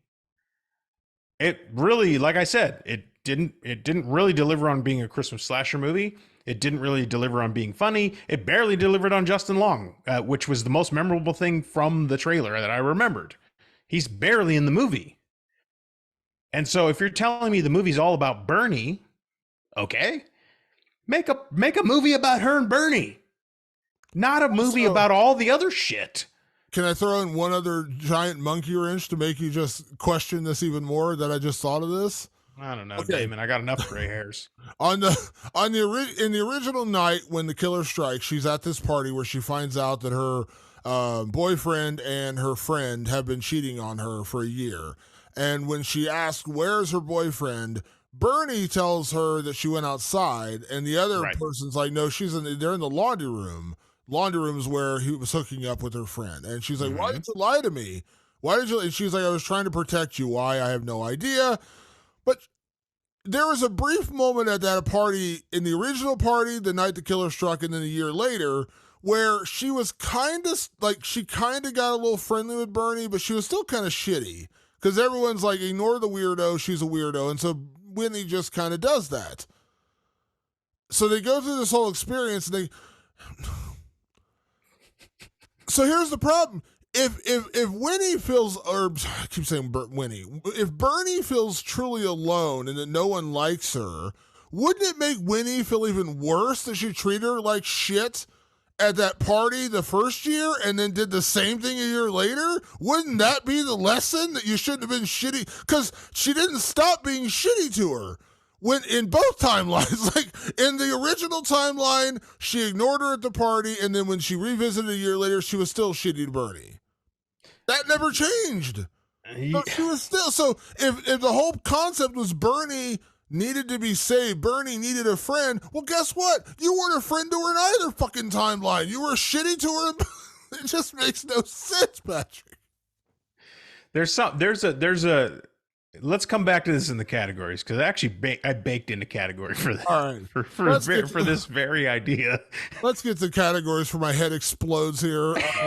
Just the steam coming out those ears. It's just when we start talking, you know me with story, Pat. Like, I'm all for a dumb. We raved about Totally Killer because it didn't Loved it. overcomplicate it. It wasn't. It was a very simple concept, and it executed it brilliantly. They didn't overthink it. They didn't overcomplicate it. It was funny. It was horrific. It was a good story, and we just enjoyed it. That's what It's a Wonderful Knife should have been. That should have been the lesson. But they just tried way too hard on so many different levels, and none of it made sense. So then you get where you and I are sitting here exacerbated, about to explode. Be that as it may, let's get to our categories. Let's kick things off with best performance. And people are like, wow, you just went on a real tangent here. Now you're going to tell me what's best about this movie? Yeah, so let's start with the compliments. Yeah, let's go. Best performance, Patrick, what you got? Full disclosure, my best performance is Jess McLeod as Bernie. I actually know Jess. We met at San Diego Film Festival. We both had shorts in there. Jess starred in a short called A Little Vacation that is incredible. It's a very, very good short. And Jess was the star of that. Totally killed it. And I have a ton of respect for their abilities as an actor. And it shows in this movie too, where everybody is shitty to Bernie. Bernie, like I understood what Bernie was all about. Like everyone's going to be shitty to me. I'm beaten and broken by that, but I'm not going to give in. I'm still going to be good to Winnie. I don't want her to, I don't want her feelings to get hurt. She's going to go in there. She's going to walk in on her best friend and her boyfriend screwing around. And I don't want her to see that. It's a little misguided, but at the same time, like she's doing it from a good place. And the rest of the movie, I think Bernie is the heart and soul of the movie. I really do. She's the one that just sort of keeps reeling it back in and being like, hey, like kind of come down to earth a little bit. She's trying to wrangle this movie together. And so for me, Jess's performance stood out in that respect, but I am also, you know, being clear that Jess is somebody I know and deeply respect. By the way, did you get a little bit of like in the first introduction of Bernie in this movie? Did you get a little bit of like Maya Hawke from Stranger Things vibes? 100%. Okay. I mean, I was immediately thinking like this is like when we met Maya Hawke in Stranger Things at Scoops, at Scoops Ahoy. I kind of got a little of that vibe from her. Just throwing that out there. I don't know why I'm mentioning that, but I just like immediately got that vibe from that character. Yeah. So for me, best performance, and again, the reason I want to throw this out there is because for all the criticisms we have about this movie, it's not based upon the performances. It's not based upon what they're doing. No. And so I do want to give a shout out. While I do love Justin Long, and I did appreciate his take on the Joel Osteen, town magnet character, which is rather hilarious, by the way. I will give him that. I wish there was more Justin Long in this movie. Should have been more. He really goes for it. But I'm actually going to go with Jane Widdop, who plays Winnie Carruthers. Of course, I mentioned, earlier, she was in Yellow Jackets season 1. She's incredible in that show. Everything that she does as the character of Winnie is well done. She displays it very well. She reacts the proper way. She's actually good in the action scenes. I don't know how much of the stunt she actually did, but she did really well in those scenes.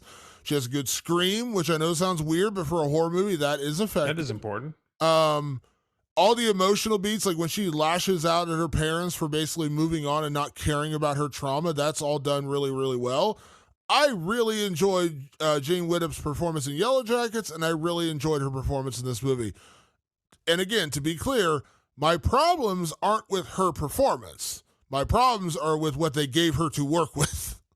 Yeah, well, that's everybody. I would love to, and not even with this cast, I would just love to pull out a movie that I think is not very good and talk to the actors about how they get through it and what they really think about it. I'm talking about they would never do it on a podcast or anything, but I would love to sit with actors and just be like, all right, so this movie script's a little weird. How'd you get through it? And they're like, you know what I did? I showed up on time every day and I took my paycheck at the end of every 2 weeks. That's what I did. I'm very curious to see how actors get through it because I think they do have the hardest job on set. They have to get this shit across. They have to put it, they are the final thing that gets out to us is their performances. So, it's no small feat in my eyes and in your eyes to sell something like this script because it's pretty bonkers. It's pretty all over the place. Yeah. So let's get to favorite character, best character. Patrick, what did you have for best character? Listen, citizen, I really wish that Mayor Waters / the Angel Killer / Justin Long was in this movie more. The Joel Osteen thing I totally saw. The cap teeth, the weird haircut, the condescending tone, the oddballness. Justin Long plays this so odd. Don't forget the spray tan. The spray tan was all the spray tan, the whole bit.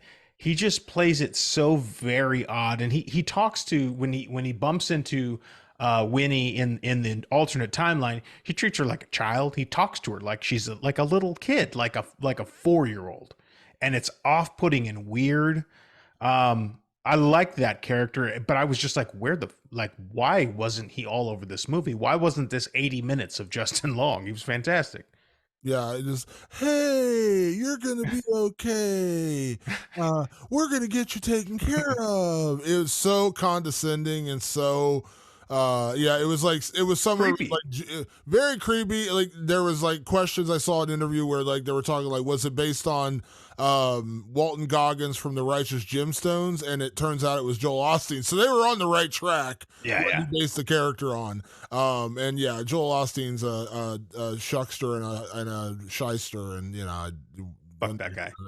I'm not going to get too deep on that conversation, but it was. I'm just gonna say fuck Joel Osteen. I'll say that right here, right now, out loud. Accurate portrayal is what I'm saying. Yeah, no, and again, I'm with you. I wish we'd seen more of him. The only reason I didn't give best performance to him, one, because I did appreciate what Jane Whittup did, but also because he's just not in the movie enough. No. It almost feels like a guest starring appearance, which is odd because he's like one of the top billed characters. So my favorite character, and this also goes a little bit into, I wish we got more of them because the scenes they're in are great. My favorite character was Aunt Gail, played by Catherine Isabel, who we mentioned, of course, was also in Freddy vs. Jason, Ginger Snaps. She's a very iconic horror actor. She played Aunt Gail, and Aunt Gail was the cool Aunt Gail. She's, it brings her girlfriend, her wife over. They come over every Christmas to the Carruthers house, and that's her mom's sister. And Aunt Gail is like the cool aunt. Like she is like, she has one of the best lines. We didn't do best line because obviously this is in theater, so we couldn't pull lines. There was actually one really good line in this movie that actually did make me laugh, and it was Aunt Gail when her parents give her the all pink Juicy Couture outfit. They make her put it on like she's modeling it like the bunny suit in A Christmas Story. She comes down and she's like ranting and raving at her parents, and she's like, "This is unbelievable. And you gave me this lesbian tracksuit," and her aunt goes, "Oh, no lesbian would wear that." And that was a good line. It was like, no lesbian would wear that. That made me laugh. That was actually a really good line. She was the cool aunt. She was the one who, like, when the alternate timeline, that Winnie was able to convince that she knew her because she did know things from her past that no one else would know. She was the cool aunt, and I appreciate. And again, much like with Justin Long's character, I wish we got more of Aunt Gail, because when she was in it, she was like the scene stealer every time, but she was only in like 3 or 4 scenes. Our favorite characters were criminally underutilized. Yeah. And that's the problem. She was a good character, and I like Catherine Isabel a lot. Use it more. They didn't do that. Yeah. Let's talk about best kill. There are kills in this movie, but as you said, they weirdly start out pretty brutal, and then they just kind of progressively get less and less, which is odd. So, Patrick, what's your best kill in It's a Wonderful Knife? My best kill actually comes pretty early in the movie, and truth be told, Damon, I told you this, but I haven't told the audience this. I came into the movie late. I went to the wrong theater. I had to like jump in my car and drive to another theater to get in there. So I missed a lot of the cold open, but I walked right in on the friend's boyfriend getting killed. Yeah. And he gets like a candy cane through the head and it comes out of his mouth. And I was like, right, that's what I walked in on. I was like, oh shit, we're in for a good one tonight. All right, that was a good kill. And I was like, I'll write it down, but I'm pretty sure if that's the first kill that I see, I know we're going to start seeing some really good shit from here on out. And it just progressively got less and less intense. But the candy cane kill for me was my best kill. That was by far the most brutal and creative kill by a wide margin. Like that was easily the only one in the film that really stood out. I'll be honest. I did pick another one though, because there was one earlier that you missed. It was actually pretty brutal. It did set the stage, and it's when Henry Waters is talking to Cigarette Smoking Man from X-Files, and he won't sell him the house. And then later that night, he gets a knock on the door. He opens it, and there is the angel killer, which we later find out is Henry Waters. He rushes into the house and overtakes Cigarette Smoking Man and slashes his throat with a knife. And it's pretty brutal. He just literally cuts his throat. And he's just in there gurgling as blood is like spurting down his face. Pretty gross, pretty brutal. And that's like the first kill of the movie. He just slashes his throat. So I really enjoyed that one. Again, you set the stage. It's like they escalated it. They went from that to the boyfriend with the candy cane through. And then to give credit where credit's due, again, they didn't show it. They kind of showed it when he kills Kara, the best friend. He stabs her and he's outside the window, and you just see her stabbing her a bunch of times. You see the blood splatter up on the window, which is a cool effect. Wish we could have seen more of that, but then everything after that is just very muted in terms of the kills. We see a lot of slashing, a lot of knife waving, but not a lot of actual killing or effective kills. The first three are really the ones that are actually cool kills. So I went with the throat slash that you totally didn't see. So you have no frame of reference to tell if it's good or not. But I promise you, it was cool. I'm sure. Let's talk about the most confusing story element, which we've already bumped into about 12 times on this podcast. But Patrick, can you explain this? Because I'm not even going to. My most confusing element is why she wanted to. What it mattered that she went back in time. What she the whole thing I've been ranting about the entire podcast. That's mine. Which is what. Why did her not being born matter? Because it didn't. But I digress. Please talk about this category because you are right, but I've already gone off on a tangent on that about 12 times already. So I did ask the question, what's the most confusing story element? And basically you and I have already explained that we are very confused by a lot of the questions in this movie. So let me flip this around, because my choice was, how does Bernie remember her and what she did in the new timeline? Like, I have no idea. I mean, such is the mystery of the Aurora. I suppose that's the answer, and we're supposed to be satisfied by that. So instead of asking most confusing element, we've already explained those. Between the two of them, Damon, between yours, which was why does she choose to ask Aurora to make her never be born, and why does Bernie remember, which of those screws the story more? To me, it is definitely Winnie's choice, because that's the entire plot of the movie. Like, why, again, if the plot of the movie was she didn't stop the killer and the killer killed her brother and she wants to say, I wish I'd never been born, then you wouldn't have to go through this misery. And then she goes back and realizes things would have been even worse or whatever.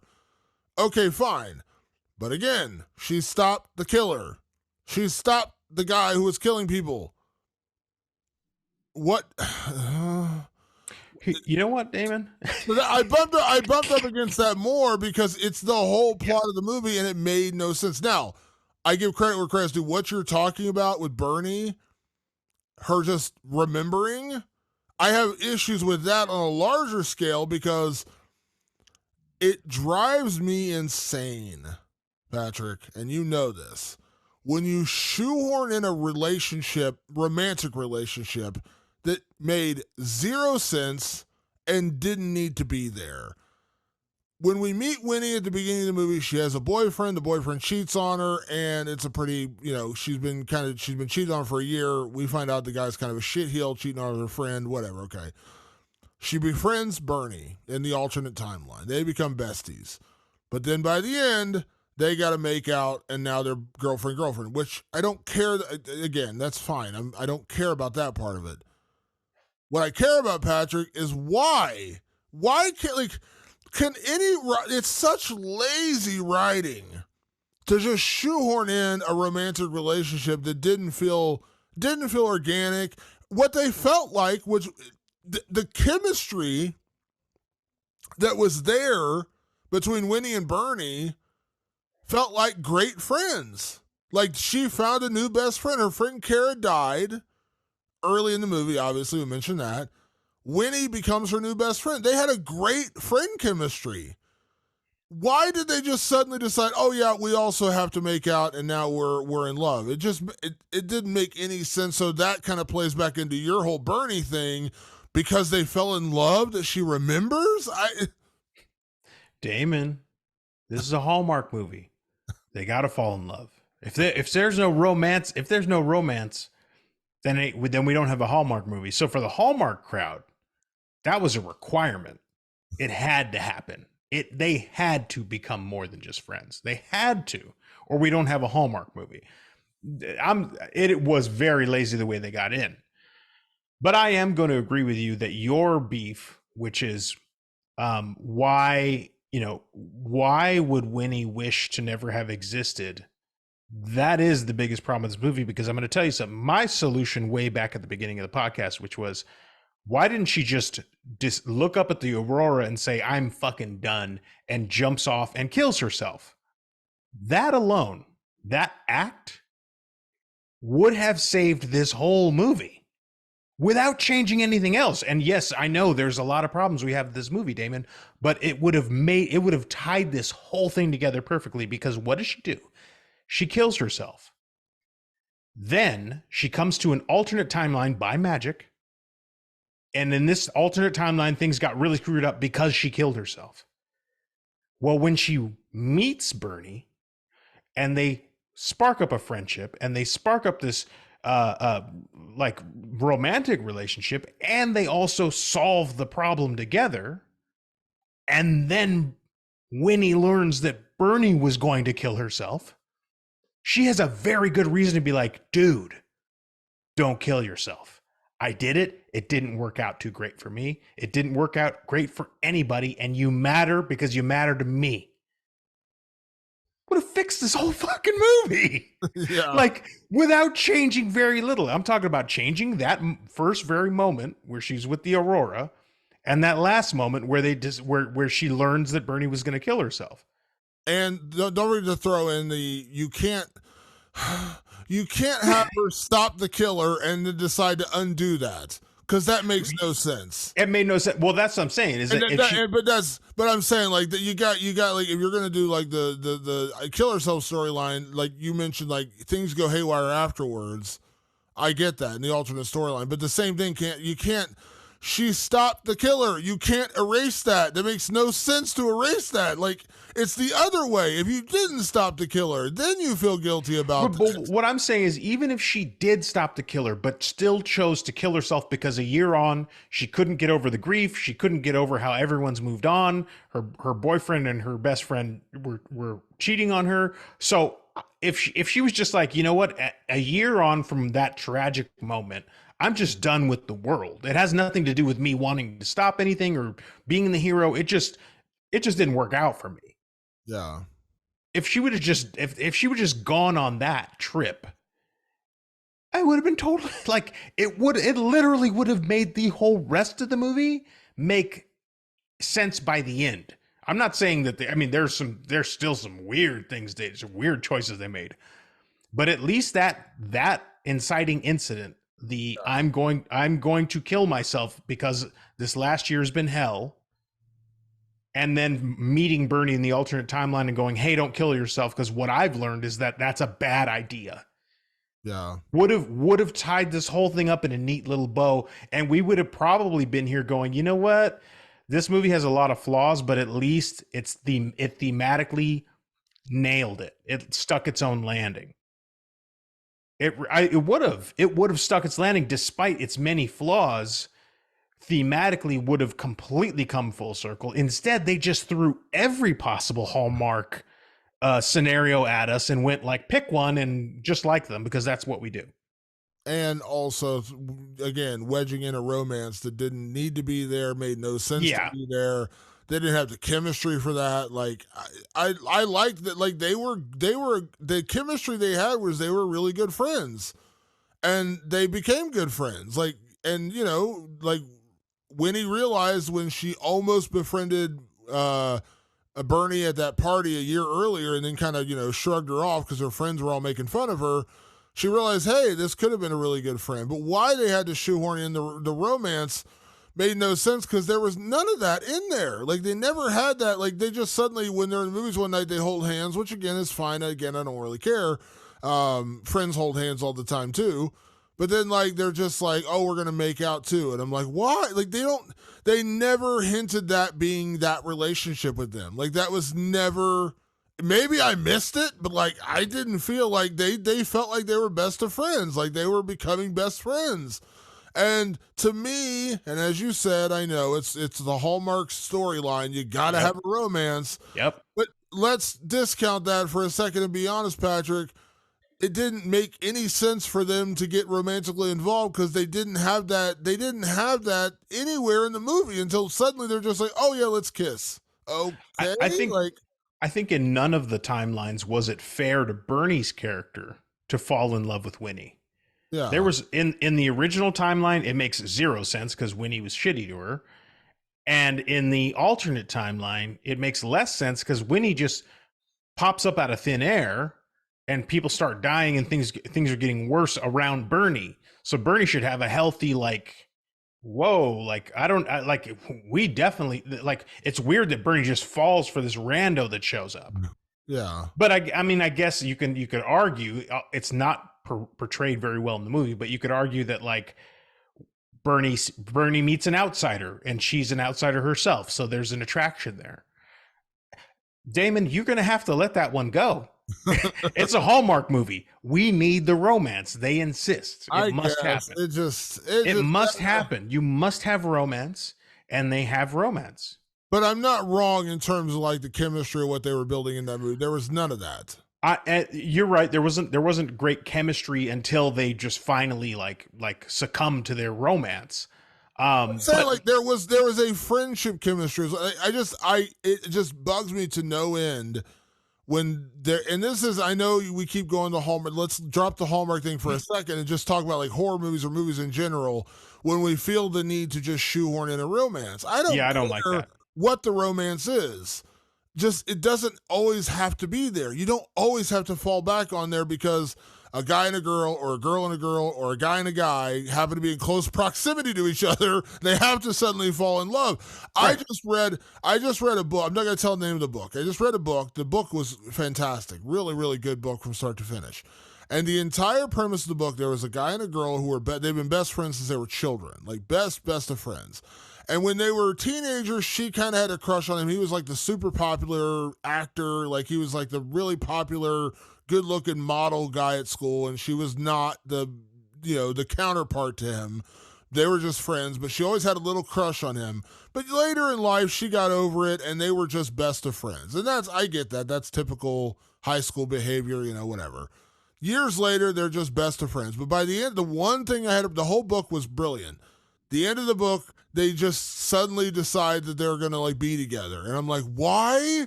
Like the entire point of this entire book was how they move beyond that. They are best of friends. They know each other way too well to actually be in a relationship together. Like, that reality. Like, they're friends. Yep. You could never be in a relationship with them because you just know way too much about each other. That's them. And then just suddenly at the end of the book, they're just like, yeah, let's move in together and we'll start sleeping together. And I'm like, huh? Like, why? Where did this come from? That's what it felt like here. It's just like, oh, they have great chemistry. They're really good friends. They have a great, like, that's the friendship building because, again, Winnie kind of, starts to maybe befriend her in the original timeline, then ignores her. And then when they meet in the alternate timeline, they become much closer. But yeah, you're just like, you're throwing in a relationship for the sake of throwing it in. That to me is just really lazy storytelling. It had nothing to do, absolutely nothing to do with the plot. These two did not it served no purpose that they had to get into a relationship together. It was just exactly what you're saying. Oh, well, they're in a Hallmark movie. We have to put them in a relationship. And it made no sense. And that just bugs me because, as I say, sorry, it's lazy storytelling. It just bugs me on a character level for Bernie, because in the real world, there was that one moment in the party a year later where you see the smile she puts on her face when Winnie gives her the time of day. I was like, oh, okay. So Bernie has a huge crush on Winnie. Got it. I understood that from the look. Again, Jess McLeod's acting like conveys it very easy, very effortlessly. I was like, oh, okay, she's got a crush on her. Got it. But it's still, as a character, it made her look weak to have a huge crush on someone who treated her so shittily. Yeah. You could make arguments. I don't know. It doesn't matter, Damon. We're wrong. Yeah, they have to fall in love. They have to fall in love. It's a Hallmark movie. I know. We're wrong. It's just it just made, like, in the context of the story, I was like, why does this have to happen? Like, why can't they just be best of friends? Like, I don't know. Just whatever. And it's the multitude of issues I have that's just piled on. Next category, Patrick, I like this category, which we already kind of talked about this earlier, so we don't need to hammer the nail too much on this one, which is how easy should we be on movies? Because there is a contingency where people would say this is just a dumb horror comedy set at Christmas with a It's a Wonderful Life theme. You're overthinking it, guys. You're overthinking it. It's goofy. It's fun. Have fun with it. My counter to that, again, I don't want to get on my soapbox that I went on earlier in the show. My counter to that is I love a good, fun, dumb movie. Adore those movies. When I say dumb movie, I don't mean it in a way, but like Totally Killer is that. Totally Killer is just a fun, goofy horror comedy. It's a blast. It's an absolute blast. This was not that. This overcomplicated things and made zero sense of anything that happened. And by that regard, I can't go easy on it. I can't just sit there and enjoy this as a mindless, numbing experience. Like you mentioned earlier, Slumber Party Massacre is inherently not a well-made movie, but all the little nuances and the things that you could just have fun with in that movie make it a fun movie. It's goofy, it's 80s, it's all the tropes thrown into one movie, and it makes sense because that was the time. And there's plenty of those. And I enjoy a lot of those. I enjoy a ton of those, actually. When it's an actually really well done horror comedy, I have fun with it. I have a blast with it. This was not that. So when you say how easy should I go on movies, I can go really easy when it still makes sense. This film, much like Five Nights at Freddy's, made no sense. It was nonsensical for what should have been a pretty easy, 2+2 kind of movie. Slumber Party Massacre, which you just brought up, is the reason that I will never be easy on a movie ever again. Because if I had been easy on Slumber Party Massacre, you know what I would have said? Oh, that movie sucked. It was so cheesy. It was shot poorly. No one could act their way out of a wet paper bag. There was no gore in it. I mean, you're looking for a horror movie? You didn't get it here. Sorry, folks. Move on. Because I was hard on it. Because I examined it deeply. As a movie nerd. As someone who's taking it too seriously, Damon, I fully admit. I discovered that it's actually a genius movie. When I just dismissed it as another corny 80s slasher, I didn't go easy on it and I learned something new. And now I get to tell people, like, you should watch it because of A, B, and C. And they might have a different experience than they ever thought they were going to have with that movie. I used to put Slumber Party Massacre on in the background, and me and my wife would be like in the kitchen cooking or whatever and laughing at it and dismissing it because we weren't absorbing it, not realizing it was a game changer. It was a proper game changer and an outlier in the 80s slasher genre. You got to be hard on stuff to do what we do, which is come here every week and recommend something to you. That's why, not because, and we said it earlier, not because we want to hate on anything, not because we come in pre-framed. We come in raring to go, ready to tell you all folks, go out there and watch this movie. It's going to be the shit. Go out and watch It's a Wonderful Knife. Tell me if you think I'm right or wrong. No problem. You're allowed your opinion, but I do this show with Damon, and I want the listeners to know that I'm doing the hard work, that I'm not just on autopilot. So no, I won't be easy on movies. And sometimes it's going to come to my benefit and to your benefit and to the listeners' benefit. And sometimes it's going to come to, yeah, that didn't work for me. Sorry. If we can all be a little more critical about movies in a positive and constructive way, we end up enjoying them on a whole new level, like I did with Slumber Party Massacre. Yeah, and then there's the flip side of that, where it's like, there are movies that are incredibly complicated, incredibly complex, and overwrought in a lot of ways, and people say it's brilliant. And listen, I understand there are people who absolutely will live and breathe and die on movies like Midsommar. And I appreciate that. I appreciate that that's a movie that a lot of people love. For me, doesn't do it for me. Just does it's just excess on top of excess, and a lot of it doesn't make sense, and I just never enjoyed it. It's just not my bag. But clearly there's a lot of people who love it. And you know what? You are 100% entitled to your opinion on that. So it's not because of simplicity, because there I did a deep dive on that movie and I just didn't enjoy it. I just did not enjoy it in any way, shape, or form.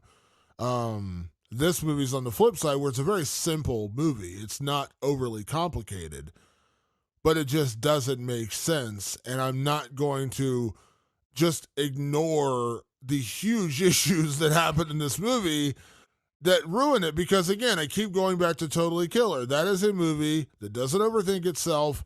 I joked in that review and I said, I texted you the night that we started talking about this, and I said, wait till you see how they handle time travel. You will celebrate this movie for how they handle time. They don't, a 16, 17-year-old girl created a time machine. Okay. They didn't overthink it. They didn't say, hold on now.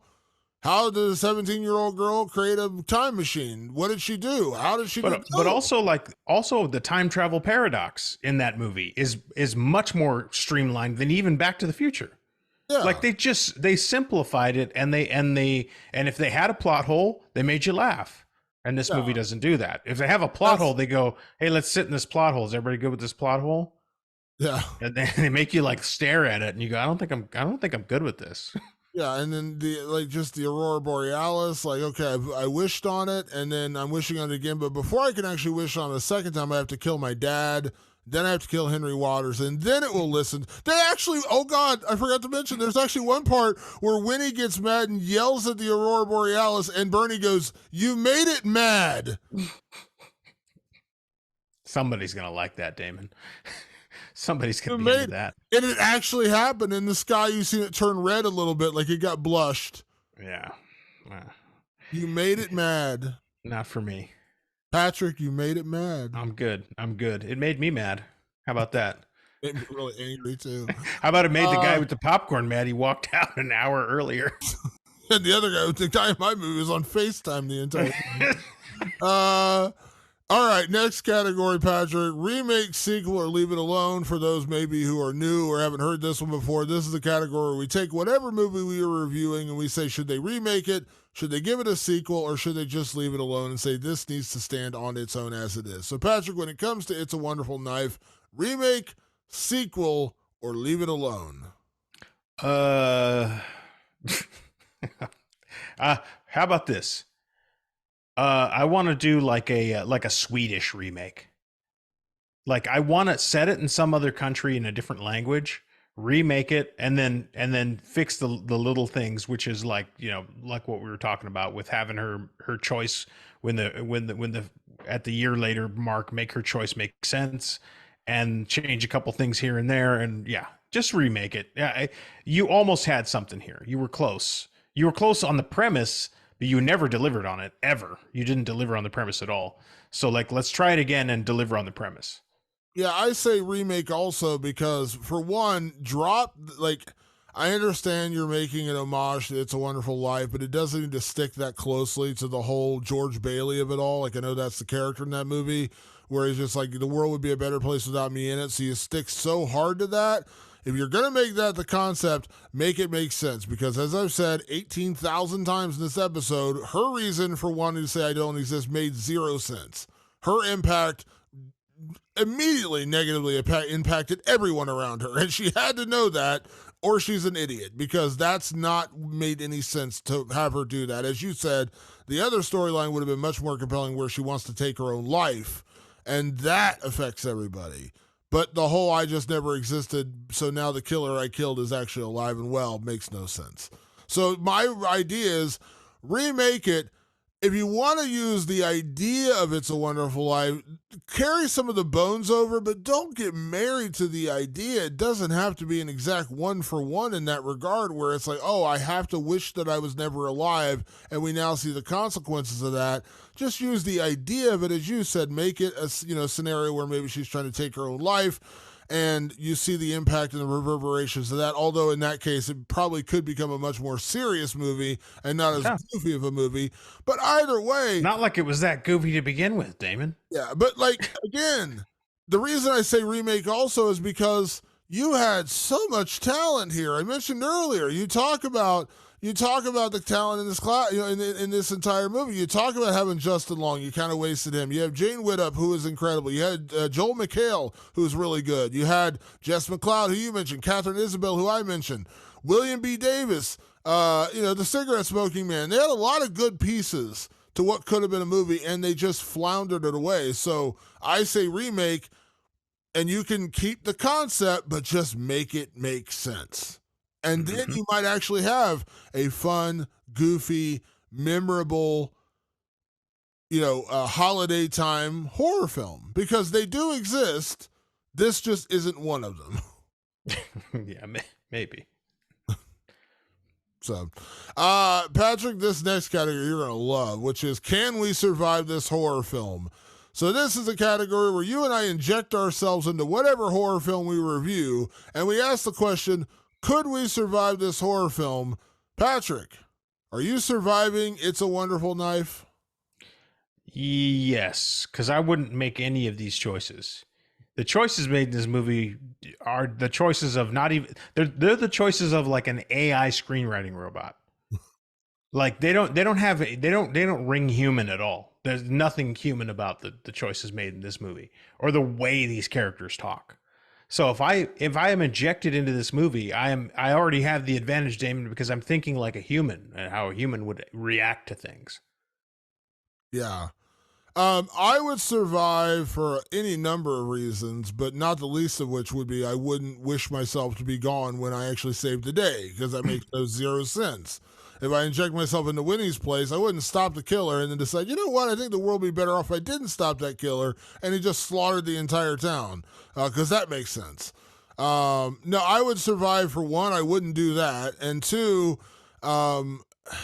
a big problem with this movie, Patrick, as we mentioned, after the first couple of kills, is the killer's not even really that menacing. Like, you just kind of forget, like, it's almost like you're like, oh yeah, there's a killer in this movie. Okay, we've kind of moved on beyond that. Now we're just thinking about how can we impact, how is my not existing impacted all these people around me? My brother died. My dad's a murderer now. My mom's a lush. All this other stuff's going on, and it's weirdly not have anything to do with the killing. So that I would survive because I'm not a dumbass, and I wouldn't make the choices they made in this movie. That's one way to put it. Oh man, I'm frustrated. Patrick, last category as always. I know the answer to this one, but let's just talk about it anyways. Is it scary? So Patrick, at the end of the day, It's a Wonderful Knife. Is it scary? It's terrifying, Damon. It's baffling. It's so baffling. It scares me to death because I know there's going to be a bunch of people who just go like, "Oh, it was fine. I had fun with it," and I go, "No, how did you do like that?" It's that I'm scared of more than anything else. This movie was not remotely scary. It started like it was gonna be, and then it just abandons that for this weird caper, this weird like AI generated caper that just made no fucking sense whatsoever. Yeah, I mean, there's levels. I always like to, again, you know me, I always like to grade on a scale with scary because, one, again, you and I are desensitized to a lot of it, so we don't judge on that scale because what scares the average moviegoer does not scare us. Again, I always try to grade from that outsider's perspective. And also, when it comes to horror comedies, they're not necessarily meant to be terrifying, but you can still have cool gore and cool kills and things like that. Like, I think of a movie like Zombieland, which is clearly not scary, but some of the kills are pretty good. The effects are pretty good. Some of the zombie kills are super brutal. In that regard, it's scary in that regard, the gore and things like that. That could be, Sure. Or Shaun of the Dead's kind of the same thing. This movie's none of that. It's not. It's not scary. It's not ultra creative. There's one creative kill, which was the candy cane trick through the mouth, which we talked about. The killer's not the outfit the killer wears is pretty cool. The angel outfit is pretty cool. But outside of that, there's nothing really scary or compelling about the horror elements of this movie. Nope. That's a hard no. That's a hard no. So, Patrick, I think at the end of the day, you and I were not the audience for It's a Wonderful Knife. Sorry, like I said, and I'm all for a good holiday-themed horror movie. We review them every year. Silent Night, Deadly Night is wild. Gremlins is a lot of fun. Krampus is a lot. We haven't reviewed Krampus on this show, but Krampus is fun. I enjoyed Violent Night last year, which isn't really a horror movie, but it's like, the one with David Harbour playing a ass-kicking Santa. That was fun. It was goofy and fun. I enjoyed it.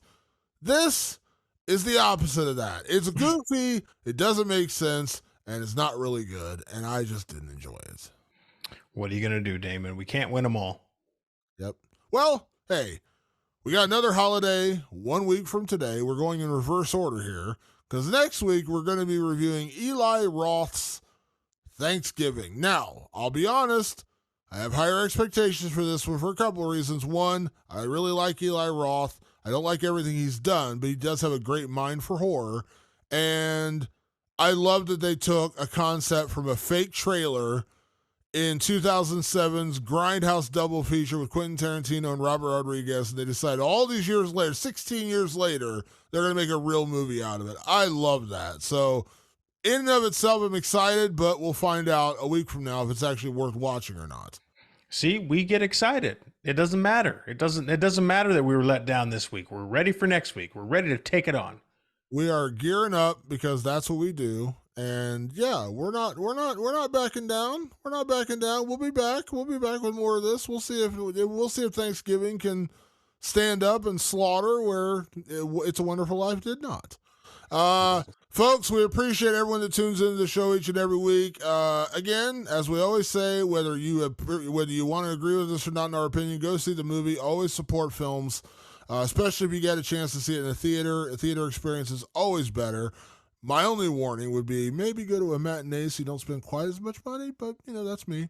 It is available right now. It's a Wonderful Night. I assume it's going to show up on Shudder eventually because it was produced by Shudder, so I don't know if that's going to be probably dropping just in time for Christmas, I'm guessing. Yeah, so maybe that's what it is, so keep an eye out if you want to watch it that way. You got questions, comments, movies you'd like us to review, hit us up anytime. We're on all of your favorite social media channels. I got tongue twisted thinking about this movie. We're on Twitter, X. We are on Facebook. We are on Instagram. Just search Rewind of the Living Dead, and you can find us over there. You can also send us emails. We love hearing from you guys. rotlivingdead@gmail.com. That's rot. Living Dead. You can find the podcast on all your favorite podcast platforms, Apple Podcasts, Spotify, and we have a new YouTube channel. We're starting to add a lot of subscribers over there, so please, please, please find us on YouTube, Rewind of the Living Dead, and subscribe to our YouTube channel. We would really, really appreciate that. And you can actually see my reactions when I get exacerbated and I'm frustrated and I'm losing my mind. You can actually see the steam coming out of my head in video form. It's a lot of fun. And you can always hit us up on our own personal social media channels. We love hearing from you guys there as well. I am at Damon Martin, and you are? At Director Patrick. And as always, everybody, we appreciate you tuning in to another edition of Rewind of the Living Dead. We'll see you next week for Thanksgiving. Thanks for tuning in. We'll see you then. Peace.